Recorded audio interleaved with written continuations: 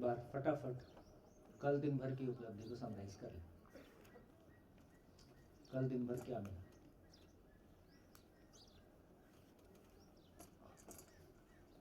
हाँ जी, एक बार समराइज कर लें, कल दिन भर में क्या मिला। 8:45 बजा है, 10 मिनट में इसको पूरा करना है, फिर आगे बढ़ेंगे। हाँ जी, कुछ लोग शेयर करना चाहते हैं, शेयर करना शुरू करें। कुछ लोग लिखना चाहते हैं, लिखना शुरू करें। आप दूसरे के बोलने से प्रभावित ना हो, काम की बात हो सुन लें। हेलो। हाँ जी, हेलो। कहाँ है? इधर। इधर बोलने से कहाँ है? हर आदमी सोचता है जहाँ मैं हूँ वही सेंटर पॉइंट है। लेफ्ट राइट कुछ तो बोलोगे। कल के सेशन से एक दो चीज इम्पोर्टेंट जानने मिली। जैसी दृष्टि वैसी सृष्टि, ऐसे ही सुनते आए हैं अभी तक। तो जैसी सृष्टि ऐसी दृष्टि, सृष्टि तो जैसी है ऐसे ही है, हमारी दृष्टि उस तक पहुंचनी चाहिए। तो बहुत बढ़िया। उस सफर में अपना मेन चीज वो जानने मिली। बहुत बढ़िया, गुड। ये एक बात मेरी समझ में कल आई कि हमारा जो हम कह रहे हैं हम सुख की तलाश में हैं, हमारा सुख और जो व्यवस्था है उसमें तालमेल बैठ नहीं पा रहा है। व्यवस्था अपने हिसाब से ढालने की कोशिश कर रही है, लेकिन भीतर का जो इंसान है वो बराबर उससे संघर्ष कर रहा है, क्योंकि वो व्यवस्था है नहीं। जी देखिए, मैं आपको क्या बताऊं, किसी एक शिविर में, सुरेश भाई जानते हैं, किसी एक व्यक्ति में इस सरकारी तंत्र के प्रति इतना रोष था, स्वयं सरकारी तंत्र में काम करते हुए, उसकी वजह से उनको मानसिक और फिजिकल प्रॉब्लम, मतलब उस लेवल तक का रोष था। लेकिन ये क्लैरिटी बनने से कि शासन और व्यवस्था दो अलग अलग चीज़ें हैं, और शासन का मतलब पर नियंत्रण है, और पर नियंत्रण का मतलब हमेशा दबाव प्रभाव ही है।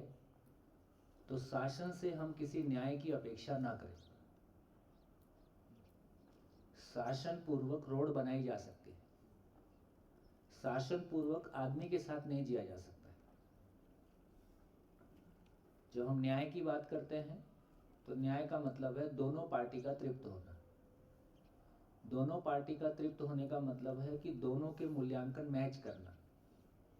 मैं जो आपका मूल्यांकन करता हूं उससे मैं संतुष्ट हूं, मेरा जो मूल्यांकन आप करते हैं उससे मैं संतुष्ट हूं, मेरे से आप संतुष्ट हो। हायरार्की की जब हम बात करते हैं तो उसमें नीचे वाला ऊपर वाले का मूल्यांकन नहीं कर सकता, ऊपर वाला नीचे वाले का कर सकता है। बिल्कुल वही स्थिति घर में है कि बच्चे माँ बाप का मूल्यांकन नहीं कर सकते, माँ बाप बच्चे का मूल्यांकन करते हैं, जबकि अधिकार दोनों को होने की जरूरत है। मूल्यांकन का मतलब है अपनी बात कहने का अधिकार तो हो, लेकिन ऐसा स्पेस हम कम देते हैं। यदि ये स्पेस हम देंगे, हम मित्रतापूर्वक व्यवहार करेंगे। मित्र संबंध सबके बीच में कॉमन है। पति पत्नी भी मित्र हैं, गुरु शिष्य भी मित्र हैं, भाई बहन भी मित्र हैं, माँ बेटे भी मित्र हैं। तो सभी संबंधों में मित्र संबंध कॉमन है। यदि हमको मानव की समझ बनेगी, धीरे धीरे और हमारी क्लैरिटी बनेगी, तो बच्चा बच्चा नहीं है, वो हो सकता है आपका पिता हो, समझ की दृष्टि से। तो बच्चा शरीर से बच्चा है, वो मानव के रूप में बच्चा नहीं है ना। कितनी संभावना है कि बच्चों का मानसिक स्तर माँ बाप से ऊंचा होता है, बहुत संभावना है। तो हो सकता है मानसिक स्तर में वो आपसे आगे की चीज है, उसका शरीर छोटा है, वो छोटा नहीं है। यदि हमारी ये क्लैरिटी आदमी के बारे में बनेगी तो हमारा व्यवहार करने का तरीका बदलेगा। हम बच्चे को ये मान के ही उससे व्यवहार कर रहे हैं कि वो हमसे छोटा है, उसको पता नहीं है, हमको पता है। और आपको कितना पता है वो आपको पता चल गया है।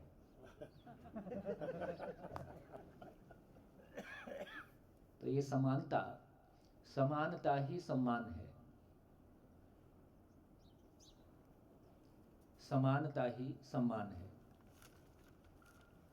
जब भी हम किसी दूसरे को अपने समान देखते हैं, उसको ये फील होता है कि ये मेरे को बराबरी से देखता है, तो दोनों सम्मानित महसूस करते हैं। जब भी छोटे बड़े की फीलिंग आती है तो हम अपने आप को, हाँ दूसरा श्रेष्ठ है तो मैं ये मानने के लिए तैयार हूँ कि मैं आपसे कुछ सीख सकता हूँ।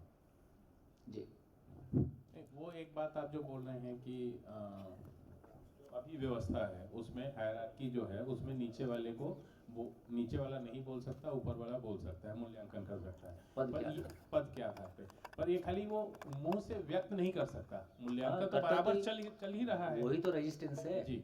वही तो रेजिस्टेंस है।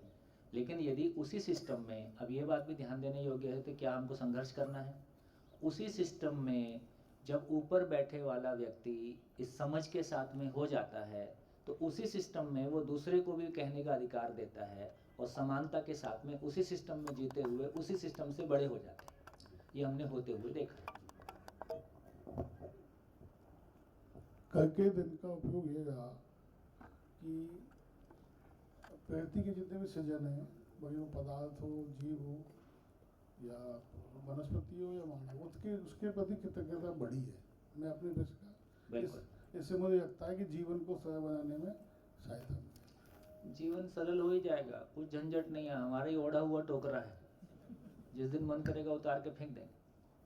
हम हमने बहुत कल मन- सीखा हाँ। कि प्रकृति स्वयं में व्यवस्था है और मानव उस व्यवस्था को तोड़कर प्रकृति को भी नुकसान करता है और अपने आप को भी नुकसान करता है। इसके लिए उसको प्रकृति के तत्वों को किसको बता रहे हो आप? खुद को हाँ, तो अपने को बताओ ना, हमको क्यों बता रहे हो? और नहीं, मुझे जो कल प्राप्त हुआ, अपने को बताओ। मैं ऐसा करती मैं थी, ऐसा- हाँ। अब मैं ऐसा नहीं करूंगी। हाँ, ये सच्ची बात है। जो पानी सच्ची- का और क्या लोग हाँ। करते हैं, लोगों को ऐसा करना है, ये भाषा ठीक नहीं। ये ज्ञान मुझे अपने आप को मिला और मैं वो सब में बांटना चाहूंगी। बिल्कुल। और दूसरी बात, कैरियर लेने का नाम है और उपयोगिता देने का नाम है, ये भी मुझे बहुत छू गई बात। बहुत बढ़िया। कितने लोगों को छू गई? छू गई तो कुछ करके दिखाना। हाँ, बस यही है। अब तो हमारी तो जिंदगी चली गई, लेकिन अभी भी कहाँ चली गई? ये जिंदगी चली गई। जब करने का वक्त आया तो जिंदगी चली गई। तो भागना है, भागने का तरीका है।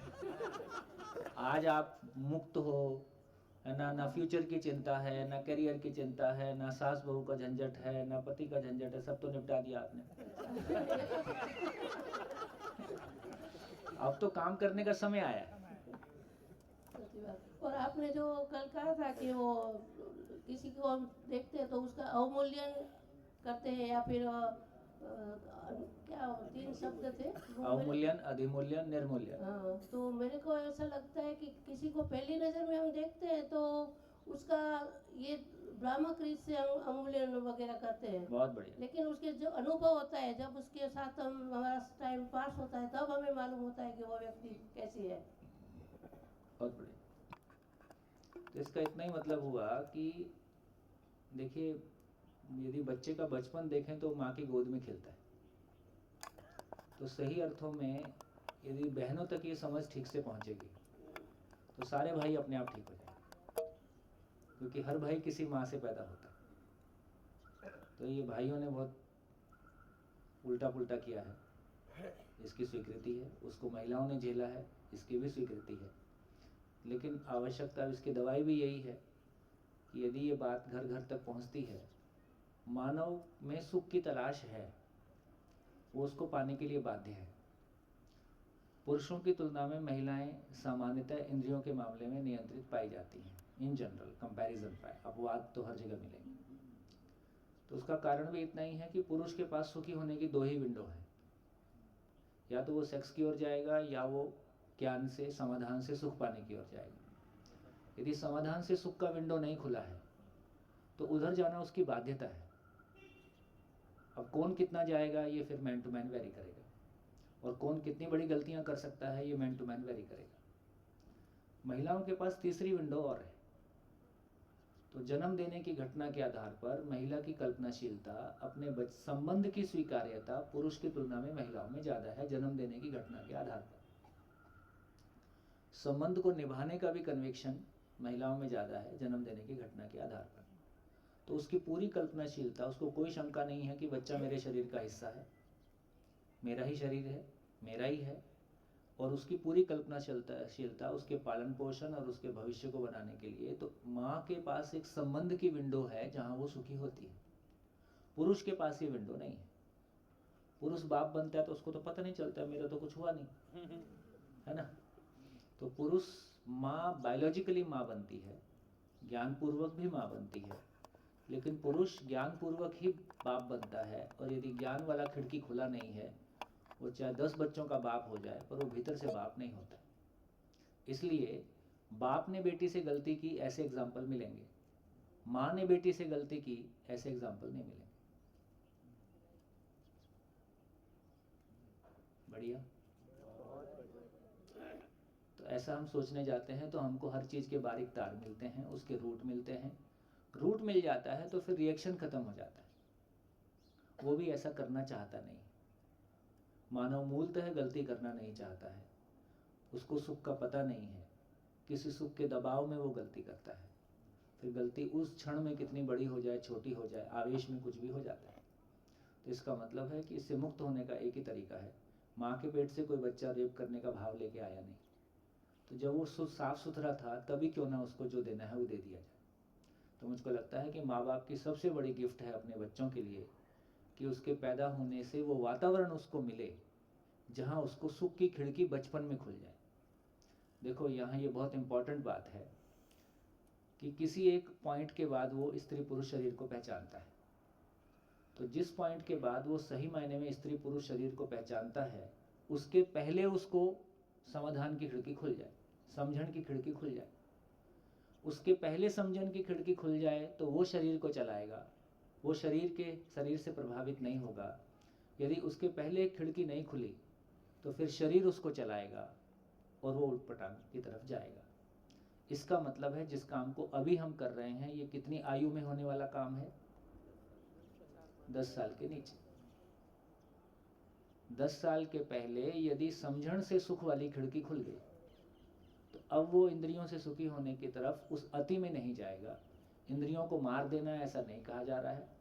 बढ़िया खाने में जो स्वाद है हम लेंगे ही, बढ़िया हमारा घर अच्छा हो, गाड़ी अच्छी हो, कपड़े अच्छे हों, साफ सुथरा हो, है ना, उसको हम एंजॉय करेंगे ही, प्रकृति को हम एंजॉय करेंगे ही।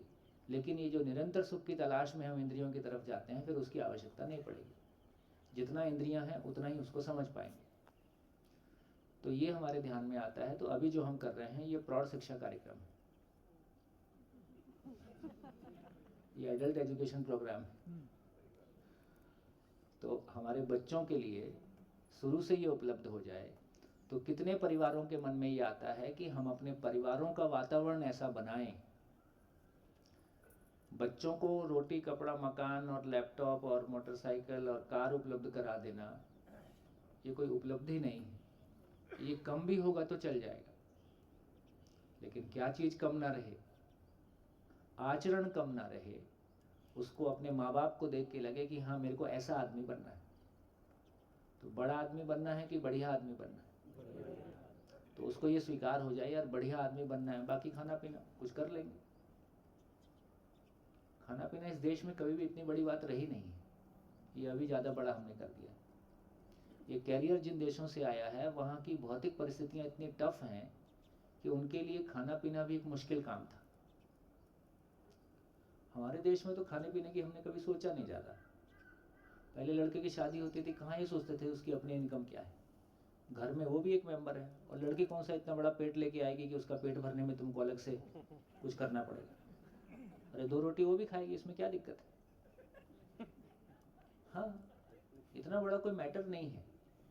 हम हारे हैं तो अपनों से हारे हैं, हम ताकत पाए हैं तो अपनों से पाते हैं।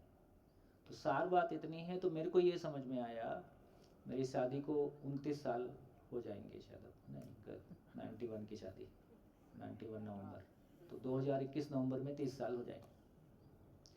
तो 30 साल की शादी में हजारों लोगों से बात करके मैंने पाया यदि आदमी की जिंदगी में कोई प्रॉब्लम है तो मात्र एक है, पति पत्नी के बीच में हार्मनी नहीं होना। यदि पति पत्नी एक मत हो गए तो दुनिया पैर के नीचे है। आपको किसी से डरने की जरूरत नहीं पड़ती। हम टूटते हैं तो वहीं टूटते हैं। तो ये पति पत्नी रिलेशन क्या है, ये शादी क्या है, ये हम क्यों करते हैं, यदि इसका बहुत इलेबोरेटेड, बहुत विस्तार और बहुत क्लियर हमारी क्लैरिटी नहीं है तो हम इसको हैंडल नहीं कर पाएंगे। मशीन खराब होती है तो उसको लात थोड़ी मारते हैं, मैकेनिक को बुलाते हैं। हम आपस में नहीं जी पा रहे, हम चिल्लाना शुरू करते हैं, मशीन को तो नहीं चिल्लाते। इसका मतलब है कि इस मशीन का ज्ञान हमको नहीं है, इस मशीन की समझ हमको नहीं है। तो कभी हम ईश्वर की तलाश में निकले, ईश्वर को समझना है, या फिर हम शरीर को भोगने की ओर निकले, मानव को समझा, ऐसा हो नहीं पाया। प्रमाण क्या है? एक भी रिश्ता गिला शिकवा शिकायत से मुक्त नहीं है। एक रिश्ता गिला शिकवा शिकायत से मुक्त नहीं है, एक परिवार में नहीं है, हमेशा के लिए। किसी एक रिश्ते में पूरी जिंदगी कोई गिला शिकवा शिकायत नहीं हो, ऐसा एक भी रिश्ता हमारे पास हो तो ढूंढ लीजिए। इससे ये समझ में आता है कि कोई मेरी आपकी व्यक्तिगत गलती ऐसी नहीं है। इस प्लेनेट पे मानव ने जितना इवॉल्व किया है, इस प्लेनेट पे मानव जितना विकसित हुआ है, अभी वो यहीं तक पहुंचा है कि उसको जिंदा रहने पे अधिकार आया है। जिंदा रहने पे अधिकार आने के बाद हम सोच रहे थे कि जिंदा रहने पे अधिकार आ जाएगा, गाड़ियां हो जाएंगी, सुविधाएं हो जाएंगी, घर और गाड़ी में एसी वेसी लग जाएगा तो ज़िंदगी बढ़िया हो जाएगी, 2-4 बार फॉरेन टूर मार के आ जाएंगे, फेसबुक में डाल देंगे तो काम हो जाएगा। ऐसा हुआ नहीं।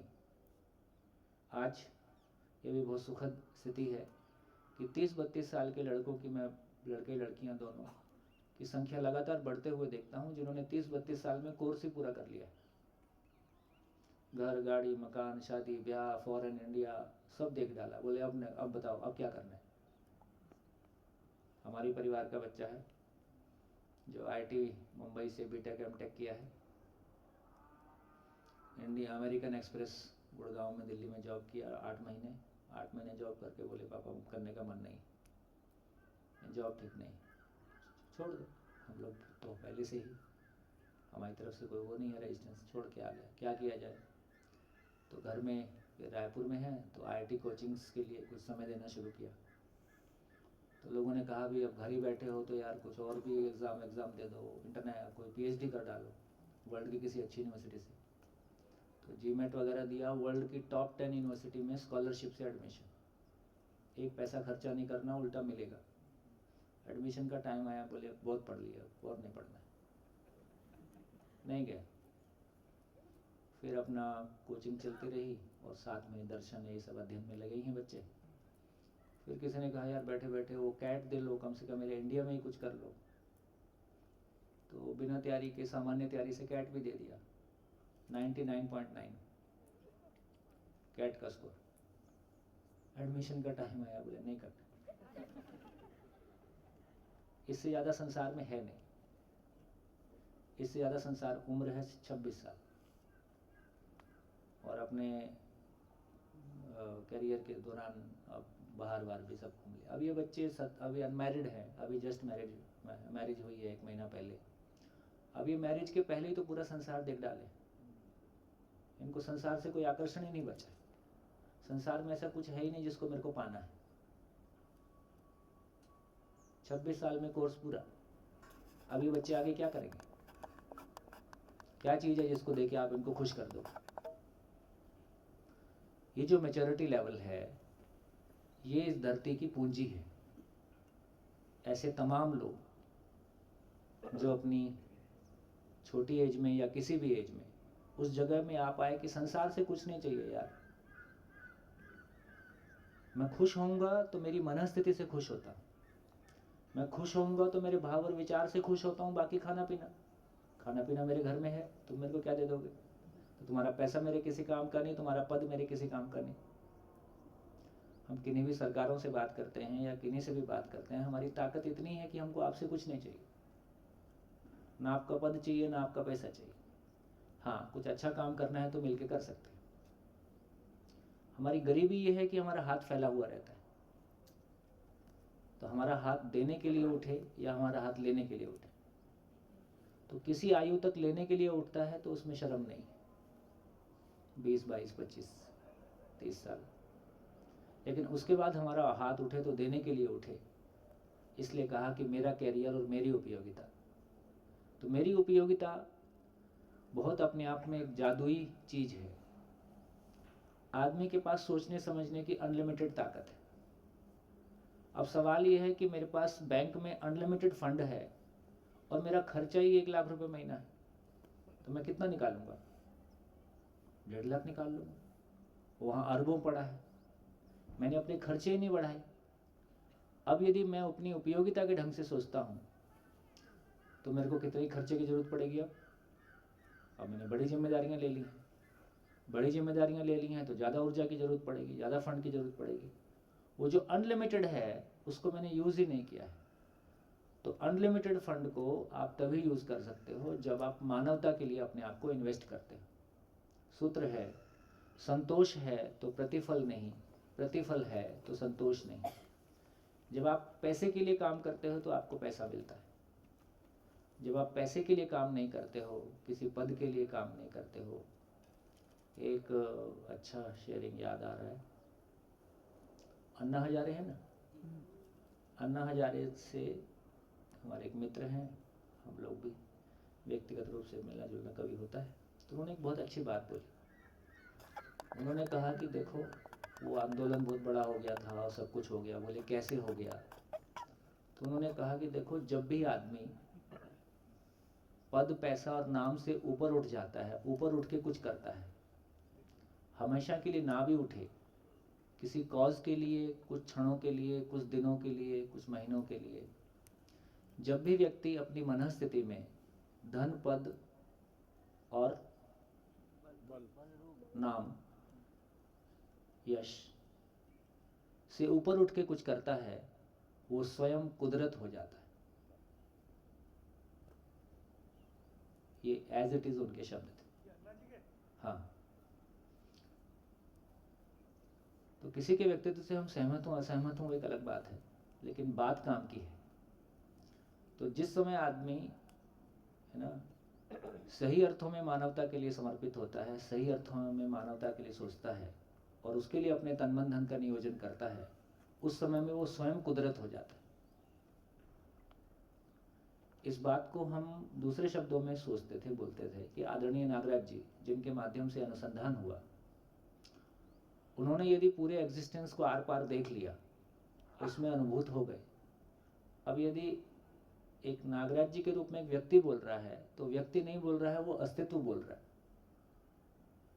वो एग्जिस्टेंस बोलता है, एग्जिस्टेंस बोलता है। तो जब भी हम अपने शरीर के प्रभाव से मुक्त होके और एग्जिस्टेंस जैसा है उसकी अनुभूति के अंतिम क्षणों को पा गए, तो मैं स्वयं एग्जिस्टेंस हो गया ना। जो आपने कहा कि मैं प्रकृति का हिस्सा हूँ, मैं प्रकृति का हिस्सा हूँ होने के रूप में, लेकिन मेरी समझ प्रकृति का हिस्सा नहीं है, वो डुप्लीकेट है, कंडीशनिंग है। हिंदू हूँ, मुस्लिम हूँ, सिख हूँ, ईसाई हूँ, भारतीय हूँ, अमेरिकन हूँ, ये सब कंडीशनिंग है। ऐसा कुछ भी नहीं है। धरती है और मैं हूँ, ये सच्चाई है। ये प्लेनेट है और मैं इस पे रहता हूँ, ये सच्चाई है। और मैं अपनी किसी मनस्थिति के साथ हूँ, ये सच्चाई है। तो जिस दिन मैं इस कंडीशनिंग से ऊपर उठ के और अस्तित्व में विलय हो जाता हूँ, अस्तित्व को अनुभूत कर पाता हूँ, उस दिन मैं स्वयं एग्जिस्टेंस हो जाता हूँ। होने के रूप में था ही, और व्यक्त मुझसे एग्जिस्टेंस व्यक्त हो जाता है। ये आदमी का चरम उपलब्धि है। तो मुझको लगता है कि वो बड़े क्षण के हम अधिकारी हैं, और ये इतना मुश्किल काम नहीं है।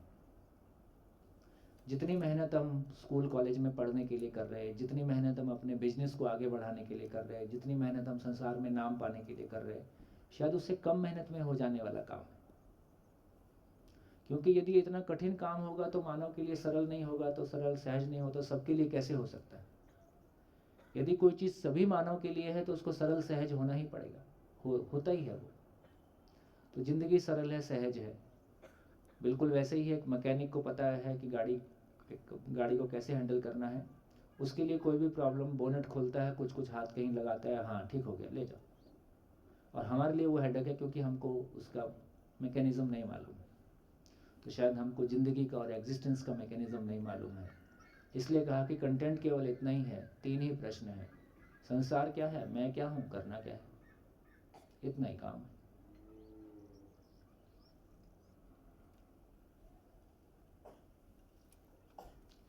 ये समझ में आने के बाद ना किसी के पीछे जाना है, ना किसी से आगे जाना है। पूर्णता के लिए सहयोग लेना है, सहयोग देना है। ये कंपैरेटिव लाइफ है, ये जो सापेक्षता में जीना है, इससे मुक्ति मिल गई। सापेक्षता में जीना अपने आप में बोझा है, उस बोझे को हमने बहुत ढोया है। मैंने कभी खुले आसमान के नीचे स्वतंत्र होकर सोचा ही नहीं है। मैंने हमेशा यही सोचा है कि मैं उससे कम हूँ कि उससे ज़्यादा हूँ, और मेरे को उससे ज़्यादा होना है, उसको नीचा दिखाना है। इसमें तो पूरा मामला गोल हो गया। यहाँ से छूटे तो इंद्रियों में जा फंसे, वो एक और खान है। तो मुझको लगता है कि जैसे ही हमको ये खुली हवा का झोंका मिल जाए, एक बार ज़िंदगी में कभी तो खिड़की खुल ही जाती है। शिविर के दौरान ऐसे कितने क्षण आते हैं जब हमको एक दूसरी दुनिया का दर्शन हो जाता है। एक बार वो खिड़की खुल जाए ना, फिर उसकी याद बनी रहती है। फिर लगता है नहीं यार वही वाली चीज़ चाहिए, फिर हम उसको फॉलो करते हैं तो मिल ही जाती। बढ़िया, चल पाएंगे? हाँ, ये अभी बीन मैं बजा रहा हूँ, आपको अच्छी लग रही है? हाँ, अपने घर में जाके बीन बजाओगे, बेसुरी बजेगी, तब छोड़ मत देना, बस अभ्यास करते रहना। एक दिन आपकी बीन भी बजेगी, एक दिन हमारी भी बेसुरी बजती थी, अब थोड़ी थोड़ी ठीक बजने लगी। तो अभ्यास की ज़रूरत है। शिविर में जो माहौल बनता है वो लोगों की वजह से बनता है, शिविर की वजह से बनता है। लौट के आप इस माहौल को अपने भीतर बनाए रखें, फिर ये आपका पुरुषार्थ होगा। तो जब आपके पुरुषार्थ का समय आएगा तब आप कितने टिक पाओगे, तब आपको पता चलेगा। बढ़िया। हाँ जी सोम भाई, मैं 54 साल का हूँ। मैं भी खूब अखबार वगैरह पढ़ते रहता हूँ। जो आपने भी विश्लेषण किया ना वो बहन के कहने पर, मतलब अकल्पनीय है। मैंने आज तक कहीं नहीं पढ़ा था कदरदान तो आप ही। कि अभी तो कद्र भी आगे करूंगा कि आदमी के पास सुखी होने के दो ही रास्ते हैं। अगर उसके ज्ञान की खिड़की नहीं खुली है तो वो सेक्स की तरफ जाने के लिए बात है।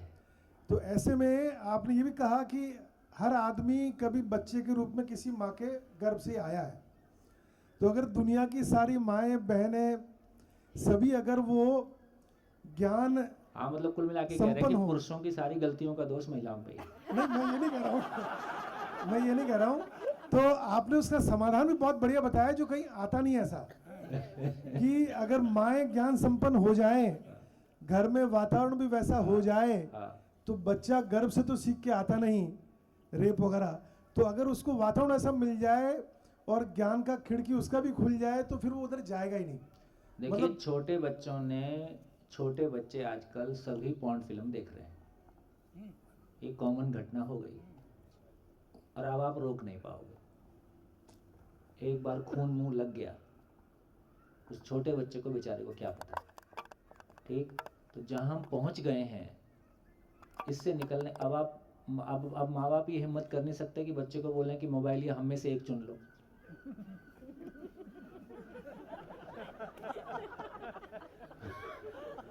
क्योंकि वो कहेगा तुम्हारे बिना तो चल जाएगा, मोबाइल के बिना नहीं चलेगा। इतनी हिम्मत आपकी अब है नहीं।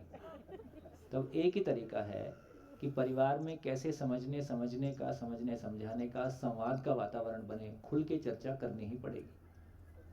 खुल के चर्चा करने की, क्या चर्चा करना है और कैसे चर्चा करना है, जब तक आपकी क्लैरिटी नहीं होगी तो आप नहीं कर पाओगे।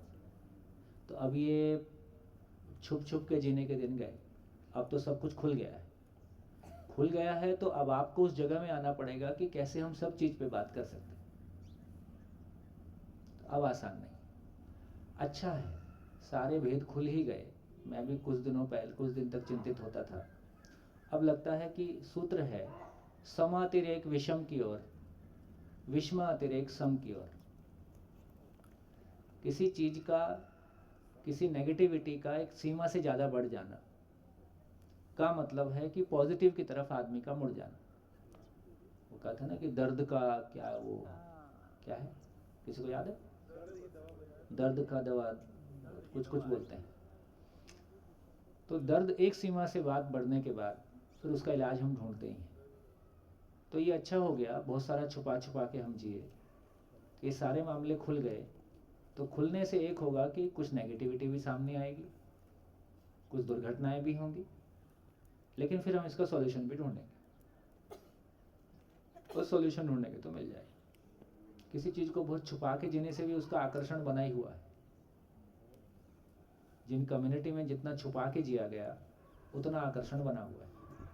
तो धीरे से मेरे को लगता है कि हो सकता है 10-20 साल में, यदि हम सही अर्थों में समाज, अभी कल ये सिद्ध हो गया कि हम समाज का हिस्सा हैं कि बाजार का हिस्सा है। दोष किसी मल्टीनेशनल का है, दोष किसी सरकार का है, या दोष हम माँ बाप का है। हम माँ बाप गैर जिम्मेदार निकले, हमने जिम्मेदारी से बच्चे पैदा नहीं किए, हम तो सुख मनाने गए थे, बीच में बच्चे आ गए। अरे है ना। तो इसका मतलब है कि हमारी तैयारी नहीं है परिवार की। तो सही अर्थों में अब हमारा ध्यान इस बात पे जाता है कि आदमी बनना और आदमी बनाना दुनिया का सबसे बड़ा काम है, बाकी खाना पीना। तो खाने पीने का कोई जुगाड़ हर परिवार में किसी न किसी रूप में होता ही, लेकिन मूल काम खाना पीना खा के क्यों खा रहे, क्यों पी रहे। तो कुल मिला के मेरे भाव और विचार की पवित्रता, मेरी अपनी जर्नी, मेरी अपनी ग्रोथ।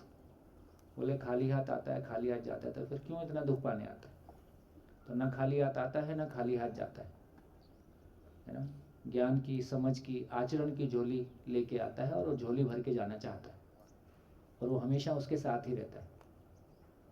तो ये जो पूंजी है, ये मेरी असली कमाई है, ये मेरी असली पूंजी है, ये मेरे लिए हमेशा सुखदाई है, ये मेरे लिए भय से मुक्ति का मार्ग है, ये मेरे लिए तमाम नेगेटिविटी से मुक्ति का मार्ग है ना। और ये खुशी की तलाश मेरी है, उसको मैं ऑब्जेक्टिवली पहचान सकूं, है ना, और मैं ऑब्जेक्टिवली उसको पूरा कर सकूं।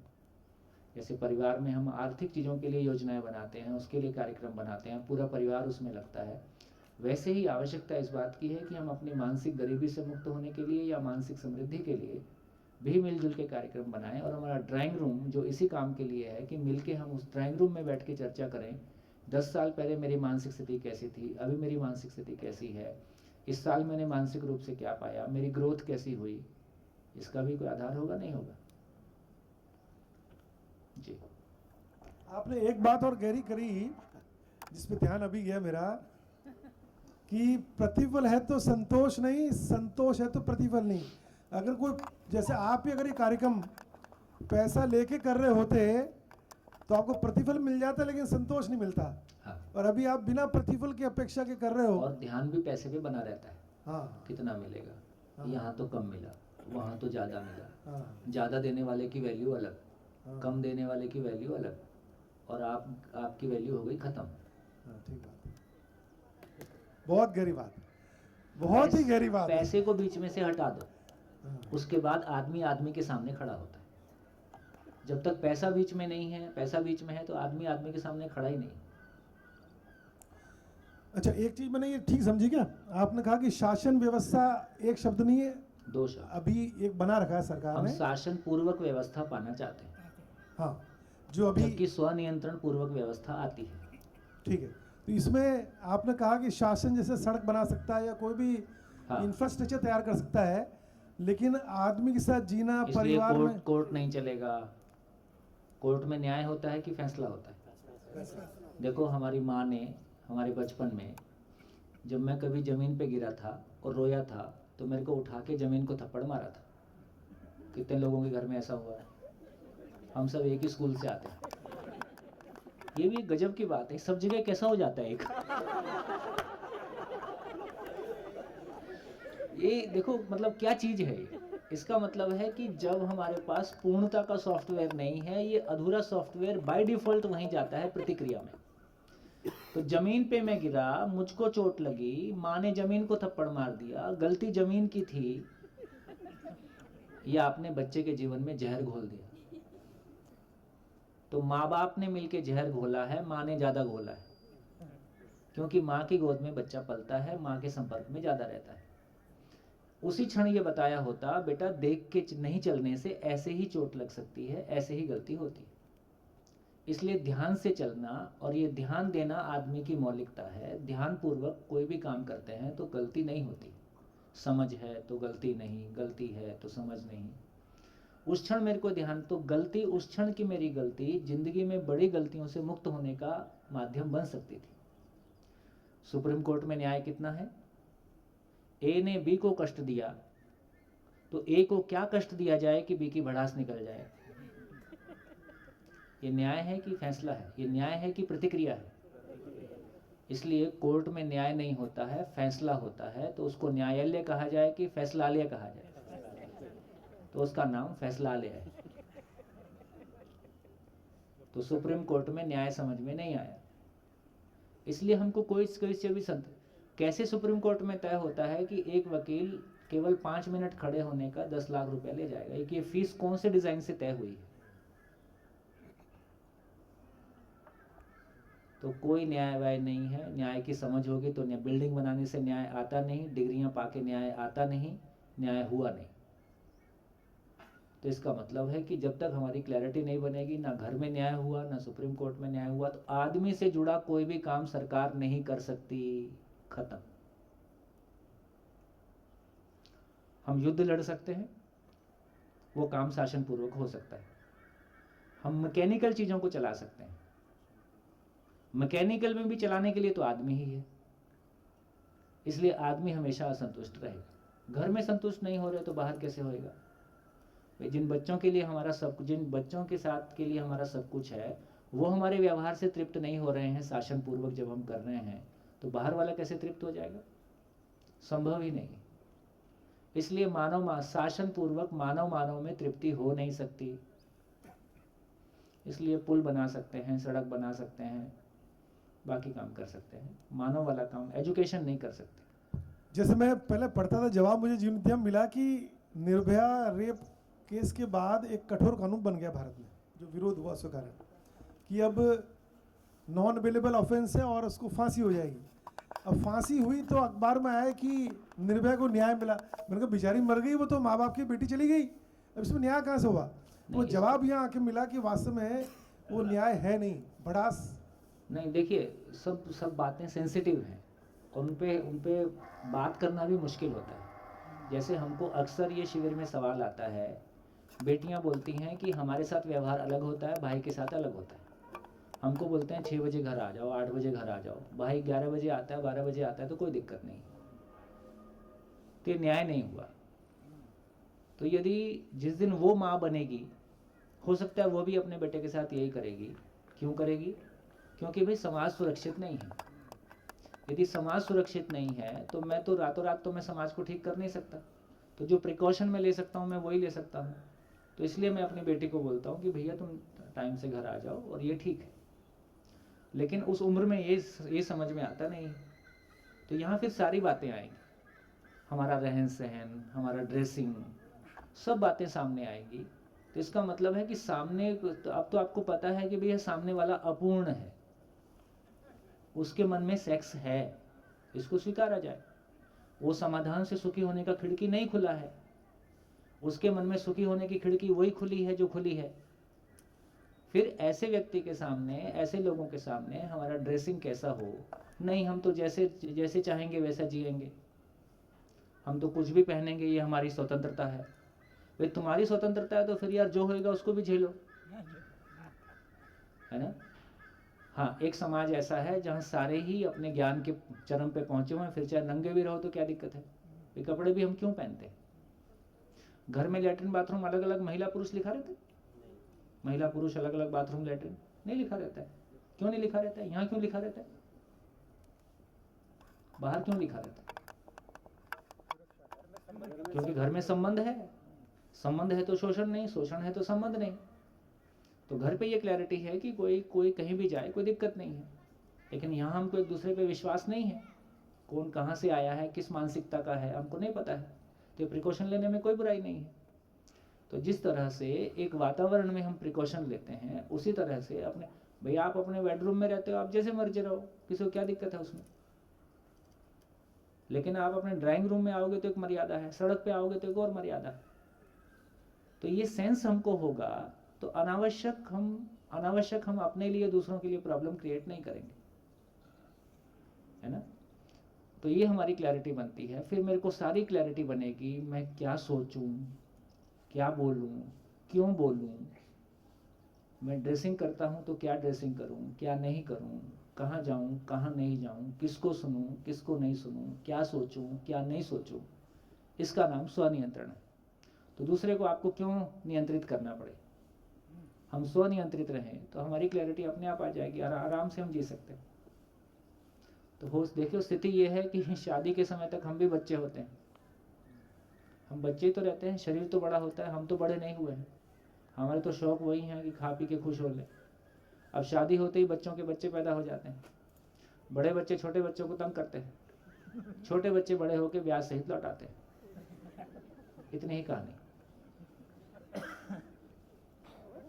हम शादी के लायक नहीं हुए हैं, शरीर शादी के लायक हुआ है। हम शादी के लायक हो गए होते तो बात कुछ और होती। तो ये दुर्घटना है, उस दुर्घटना को बच्चे झेलते हैं। तो कैसे शादी के उम्र तक आदमी सही अर्थों में शादी के वो माँ बाप बनने के लायक हो जाए। माँ बाप बनने के लायक होना शादी का मतलब। अभी तो शादी हुई तो हमको लगता है कि हमारे ऐश करने के दिन अब आए हैं, अब तक तो मामला रुका हुआ था।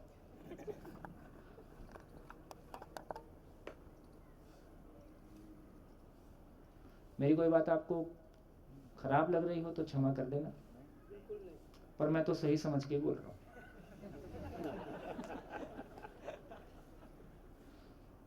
हाँ जी। हाँ, मैं एक साइंस टीचर हूँ। तो जब मैं स्कूल में पढ़ाती थी 9th क्लास में मैं साइंस लेती थी, तो उसमें स्त्री प्रजनन तंत्र और पुरुष प्रजनन तंत्र ये एक टॉपिक था। तो क्या होता था कि दूसरे जो साइंस टीचर थे, मेरी स्कूल बहुत बड़ी थी, 3000 लड़कियां थी उसमें, तो टीचर्स भी ज़्यादा थे।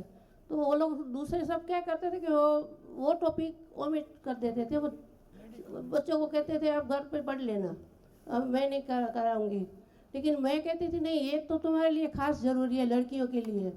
तो मैं उसको पूरी तरह ड्राइंग करके बोर्ड पे समझाती थी। लड़कियां मुंह छिपा के हंसती थी, मुंह के आगे हाथ रख के हंसती थी, एक दूसरे के सामने देख के हंसती थी। मैंने कहा ये हंसने की बात नहीं है। अगर वास्तविकता से आप परिचित नहीं होंगे तो भविष्य में आपके लिए बहुत तकलीफ होने वाली है। नहीं, इसका जो मतलब है ना, इसका मतलब यही है कि जब तक समाधान से सुख वाला खिड़की नहीं खुला, तब तक हम इस चर्चा को हैंडल करने के लिए तैयार नहीं है। हाँ, सच्ची बात है। तो एक बार समाधान से सुख वाला खिड़की खुल गया, फिर ये चर्चा नॉर्मली हो सकती है, हाँ। फिर ये चर्चा आराम से हो सकती है, फिर ये अनियंत्रित नहीं होगी, ठीक, फिर ये इधर उधर नहीं जाएगी, फिर मैं क्योंकि उनको हमको उसका कहती थी। साइज पता चल गया।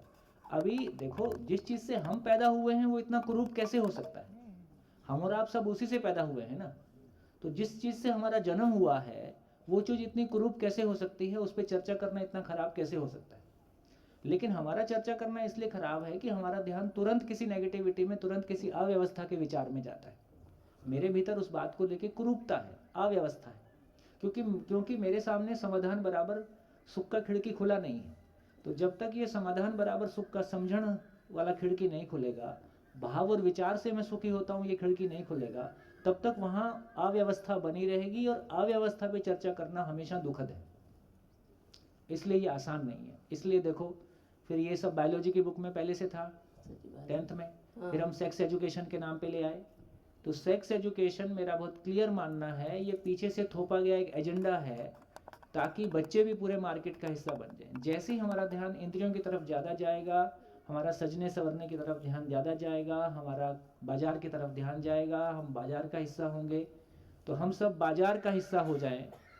एकमात्र एजेंडा इतना है, और उसके लिए इंद्रियों को ठीक से हैंडल करना है।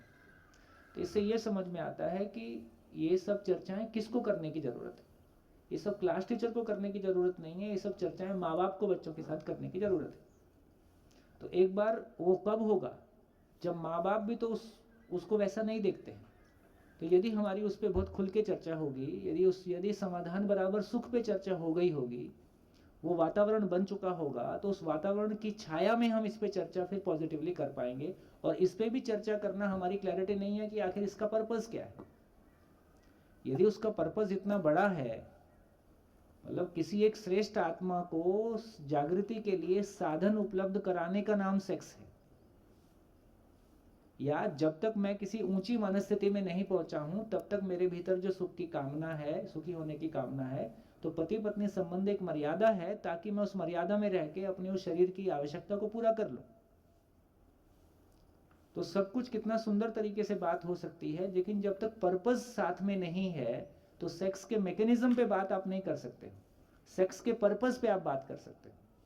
पर्पस पे बात करने से मैकेनिज्म पे बात करने की आवश्यकता खत्म हो जाती है।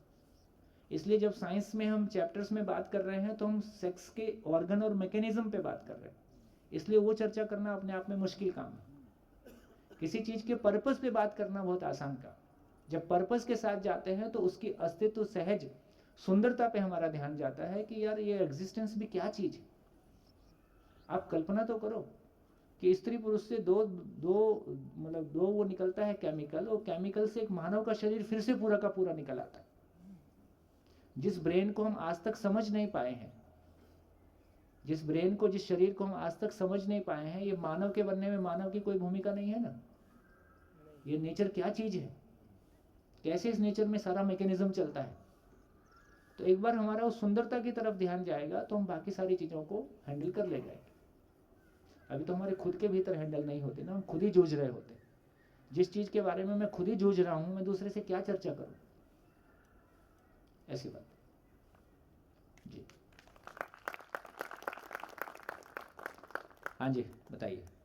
एक बार जस्ट वो समातिरेक और अतिरेक वाला एक सेंटेंस। समातिरेक का मतलब है सम का अतिरेक, पॉजिटिव का अतिरेक।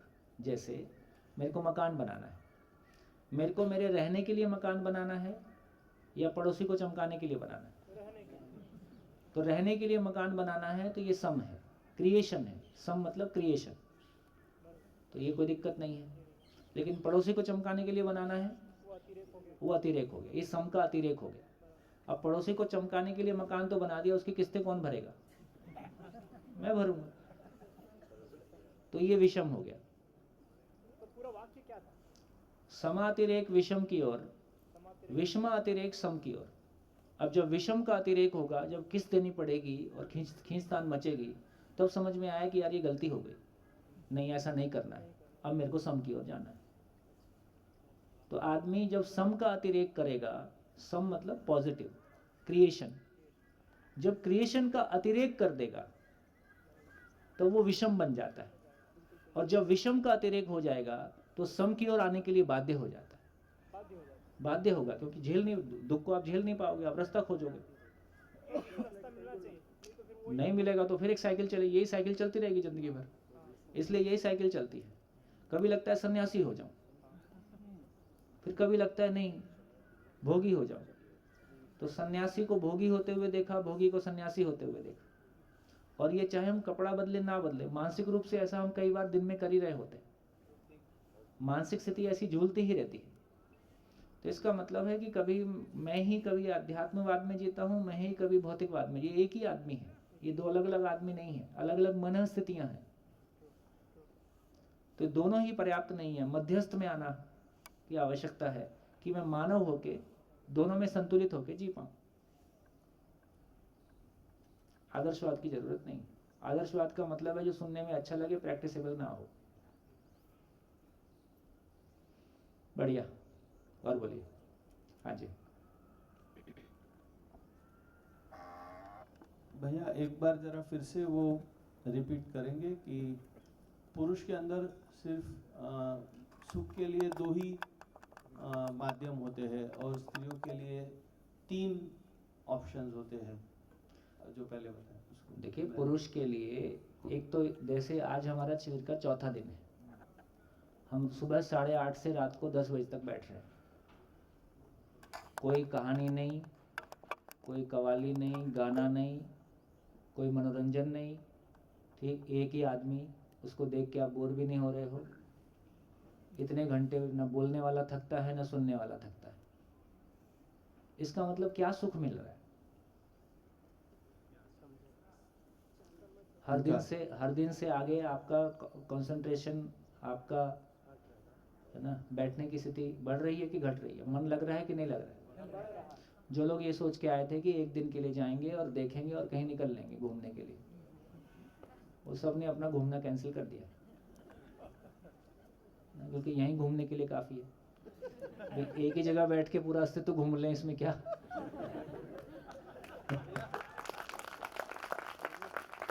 इतना घुमाया कि यहीं चक्कर आ गया। रात को भी घूम रहे, और 3 दिन बाद में आपके सपने में आना शुरू हो जाता है। रात को भी पढ़ाऊंगा। कितने लोगों को तो रात को भी बोर्ड चलता रहता है। देखिए कितने लोगों को चल रहा है, ये देखो इतने लोगों का बोर्ड रात को भी चलता है। अब ये 24/7 पढ़ रहे हैं ना बेचारे। इतने कभी स्कूल कॉलेज में हम नहीं पढ़े। रात को अपना शिविर चलता है, मैं ही शिविर ले रहा होता हूँ, ठीक। तो इसका मतलब है कि समाधान बराबर सुख होता है। जिसको सुनना इतना सुखदायी है, उसको समझना कितना सुखदायी होगा, उसको जीना कितना सुखदायी होगा, दूसरे के जीने के लिए शेयर करना कितना सुखदायी होगा। ये सुख का सागर है। और क्या, इतनी तो बात है ना। अब यदि ये हमारी क्लैरिटी बन गई तो या तो एक ये सुख हमको मिल रहा हो, अब ये नहीं मिलेगा तो मैं सुखी होने के लिए जाऊं कहाँ? तो फिर मेरे पास घूम फिर के इंद्रियां ही बचती हैं। रूप बल धन पद जितना भी है वो फाइनली उस लेवल का इंद्रिय भोग के लिए समर्पित हो जाता है। एक सामान्य आदमी है, उसको इंद्रिय सुख कैसा मिलेगा? लोकल लेवल का मिलेगा। और किसी का लेवल बहुत बढ़ गया है, उसको इंटरनेशनल लेवल का मिलता है। इतना ही फर्क है बस। धन और पद आने से इतनी ही उपलब्धि होती है कि आपका जो सुख है वो इंटरनेशनल लेवल का हो जाता है ना। जो किसी के लिए सेलिब्रिटी होता है वो आपके लिए उपलब्ध हो जाता है, इतना ही सुख। तो इससे ये पता चला कि आदमी सही मायने में रूप बल धन पद से भी मात्र अहंकार का ही पोषण होता है जब तक सामने वाला उसको स्वीकार करता है तब तक। और सामने वाला स्वीकार नहीं करे तो आपका वो भी गया। फाइनली घूम फिर के सुख उसके पास उतना ही है। तो पांचों इंद्रियों में सुख है। सेक्स वो जगह है जहां पांचों इंद्रियां एक साथ काम करती हैं, इसलिए उसका सुख घनीभूत है। उसका पेमेंट ज्यादा है क्योंकि प्रकृति में इस बात की सुनिश्चितता करने की बात है कि आगे वंश चलता रहे। नेचर का पेमेंट देखो भाई, नेचर का डिजाइन देखो। आपको उस काम के लिए पेमेंट दिया गया है कि आप प्रकृति में प्रजनन क्रिया को चलाते रहो ताकि ये धरती पे पशुओं में भी वंश परंपरा चलती रहे और मानव से मानव उपलब्ध होता रहे। यदि ये ना होता तो यदि मोह ना होता और लोभ ना होता और काम ना होता तो ये धरती पे आज ये हॉल खाली होता। यदि इंद्रिय सुख ना होता तो ये हॉल खाली होता। तो लोभ मोह काम कोई गलत चीजें नहीं है। जब तक मानव में समझ नहीं है, जब तक मानव में समाधान का खिड़की नहीं खुला है, तब तक वो मोहवश किसी की सेवा करेगा, कामवश संतानोत्पत्ति की तरफ जाएगा और लोभवश उनका ख्याल रखे। एग्जिस्टेंस का जुगाड़ देखो, काम तो तुमसे करवा ही लेगा, तुम्हारी मजाल नहीं है उससे भाग सको। तो प्रकृति का काम नहीं रुकेगा। प्रकृति की वो व्यवस्था है कि तुम भ्रमित हो तो भी उसका काम करोगे और जागृत हो के तो खुश होके करोगे।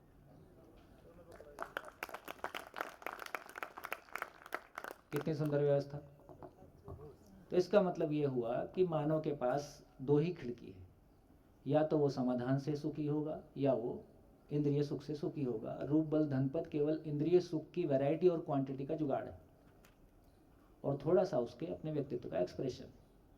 महिलाओं के लिए जन्म देने की घटना के आधार पर संबंध वाला भाग उसको प्रजनन विधि से उसको बायोलॉजिकली फील हो जाता है। माँ को कोई शंका नहीं है फिजिकली कि बच्चा उसके शरीर का हिस्सा है।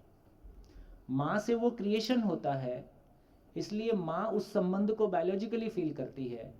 जिस संबंध को वो बायोलॉजिकली इतना गहराई से फील कर पाती है ना, ये पशुओं में भी होता है, मानव में भी होता है। तो उसके लिए उसका तन्मन, उसकी कल्पनाशीलता, उसके भविष्य को बनाने के लिए, उसके सुख दुख के लिए, उसके भविष्य के लिए, तो महिलाओं के लिए संबंध की खिड़की बायोलॉजिकली खुलती है। पुरुष के लिए संबंध की खिड़की ज्ञान पूर्वक खुलती है। ज्ञान नहीं है तो नहीं खुल पाती। बढ़िया, हाँ जी, चलो आगे चले जी। माइक ले लीजिए।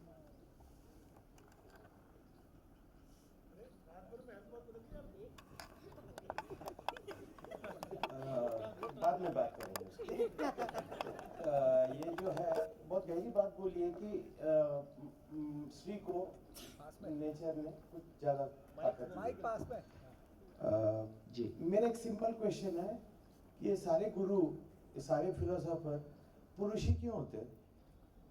एक से बुद्धिज्म किसी ने स्त्री को उतना दर्जा नहीं दिया है, ये क्यों होता है? ये अभी बदल जाएगा, कुछ दिन की बात है। देखिए ये बात आपकी बिल्कुल ठीक है, क्योंकि ये पूरा समाज पुरुष प्रधान रहा।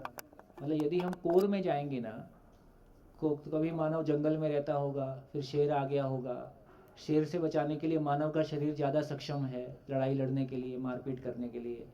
तो लड़ाई लड़ने के लिए, मारपीट करने के लिए और पैसा कमाने के लिए, घर से बाहर जाना है, किन्हीं भी स्थितियों में रहना है, उसके लिए मानव का शरीर ज़्यादा अनुकूल है।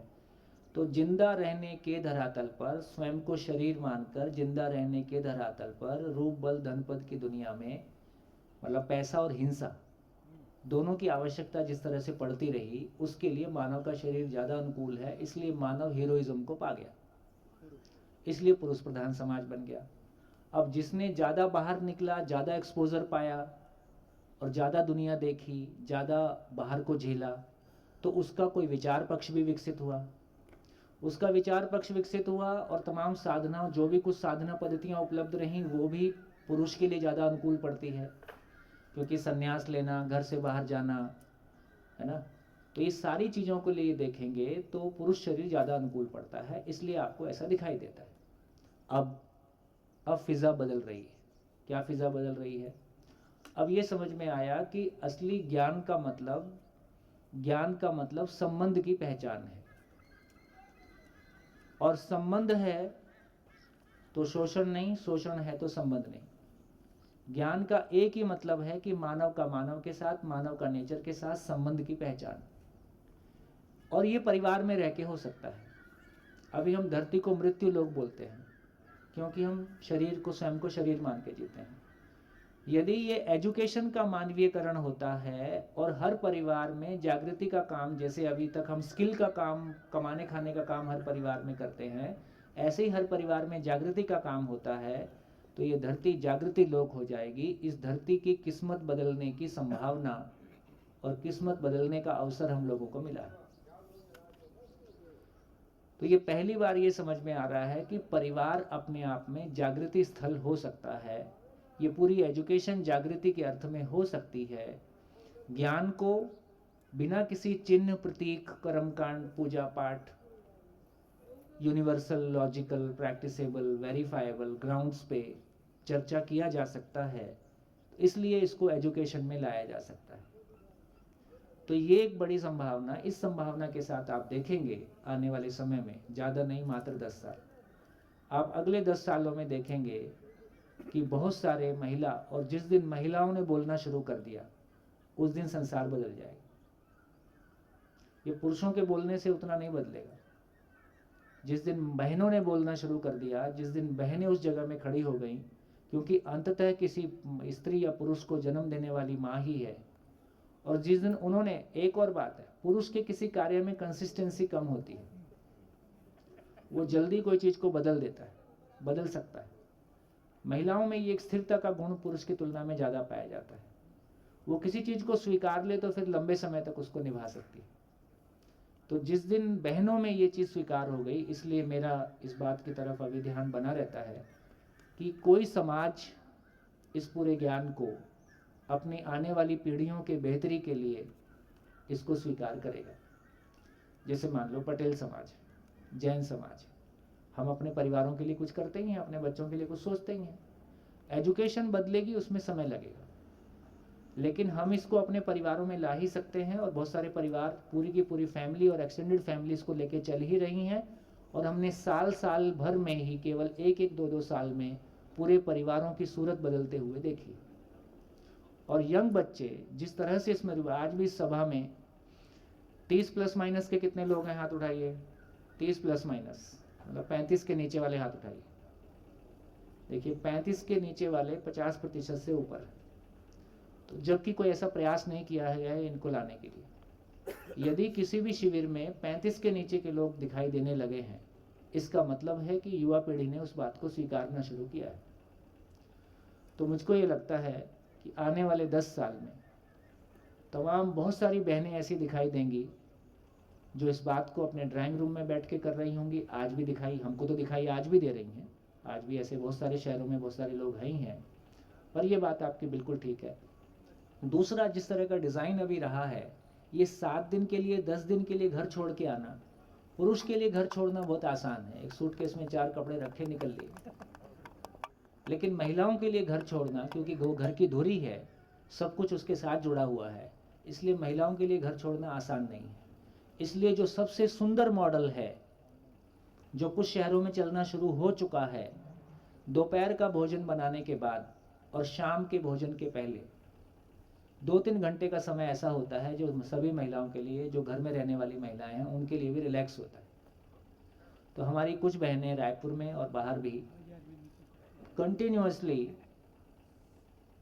साल के 365 दिन वो 2 घंटे का शिविर रोज चलता है। 2 घंटे के शिविर में मोहल्ले की महिलाएं, पुरुष जिनको भी आना होता है, सब आ जाते हैं और वापस अपने घर चले जाते हैं। तो ना इसमें टेंट लगाना है, ना इसमें खाना खिलाना है। अपने ड्राइंग रूम में बैठ के 10 लोग 20 लोग बैठ के चर्चा कर लेते हैं और यही परिचय शिविर चलता है, यही बाद में अध्ययन शिविर में बदल जाता है और ये साल भर चलता है। इसी से लोग टीचर बन जाते हैं और इसी से बिना किसी आर्थिक अपेक्षा के अपने बच्चों को पढ़ाने की योग्यता पा जाते हैं। इसकी जरूरत है कि नहीं? तो मेरा ये मानना है, आप भी इससे सहमत होंगे, यदि 5 साल के पहले के बच्चों को हम किसी विद्यालय में पेड़ लोगों से पढ़वाते हैं तो हमने जिम्मेदारी से बच्चे पैदा नहीं किए हैं। कितने लोग सहमत हैं इस बात से? है ना? तो इसका मतलब है कि 5 साल तक के बच्चे की एजुकेशन की जिम्मेदारी हम माँ बाप की है। हम माँ बाप समूह में मिलके अपने मोहल्ले में ही उन बच्चों के लिए क्रिएटिविटी लगाएं। और छोटे बच्चे को तो टीचर भी माँ जैसी चाहिए, इसलिए पेड़ लोग उनको पढ़ाएंगे, ये बहुत व्यवहारिक नहीं है। एक ज़माना था जब माँ बाप पढ़े लिखे नहीं होते थे। आज माँ बाप वेल क्वालिफाइड हैं, प्रॉपरली क्वालिफाइड हैं। थोड़ी सी उनकी समझ बढ़े, उनके भीतर ये अपने जीवन दर्शन की समझ आए, तो वो अपने बच्चों के लिए क्या क्रिएटिविटी लगाएंगे। और मिल के माँ बाप, एक माँ बाप भी अपने बच्चों को संस्कार नहीं दे पाएगा। यदि पूरे मोहल्ले में ये काम होता है तो क्या बिल्डिंग की ज़रूरत है? बिल्डिंग की भी ज़रूरत नहीं है, टेंट की भी ज़रूरत नहीं है, माइक की भी ज़रूरत नहीं है। ऑलरेडी हमारे घर खाली पड़े हैं जिसमें कोई बैठने वाला नहीं। तो पूरे मोहल्ले में मिला के किसी एक मोहल्ले में एक ड्राइंग रूम खाली होगा, वहाँ एक एज के बच्चे बैठ सकते हैं, किसी दूसरे घर में दूसरा बैठ सकता है। मेरे घर में जगह खाली है और आपकी योग्यता है, आप मेरे घर में आके पढ़ा सकते हो, बच्चों के साथ काम कर सकते हो। तो ये संस्कार देने का काम जब तक मोहल्ला मोहल्ला नहीं चलेगा, और जिस दिन हम अपने बच्चों को संस्कार देने की जगह में आएंगे, उस दिन हमारा ध्यान इस बात पे गहराई से जाता है कि मैं जो बोल रहा हूँ मेरे आचरण में है कि नहीं है। तो उस दिन आपकी भी यात्रा शुरू होती है। जिस दिन हम देने जाते हैं उस दिन हमारी यात्रा भी शुरू होती है। तो मुझको लगता है कि ये जो यात्रा है, बहनों का आना, यही बड़ी घटना होगी। और जिस दिन मोहल्ले मोहल्ले में ये काम शुरू हो जाएगा, उस दिन हम एक नैया पार कर जाएंगे। बढ़िया। भाई आप वैराग के बारे में इतना जो बताया ना, हाँ, माइक से बताना पड़ता है।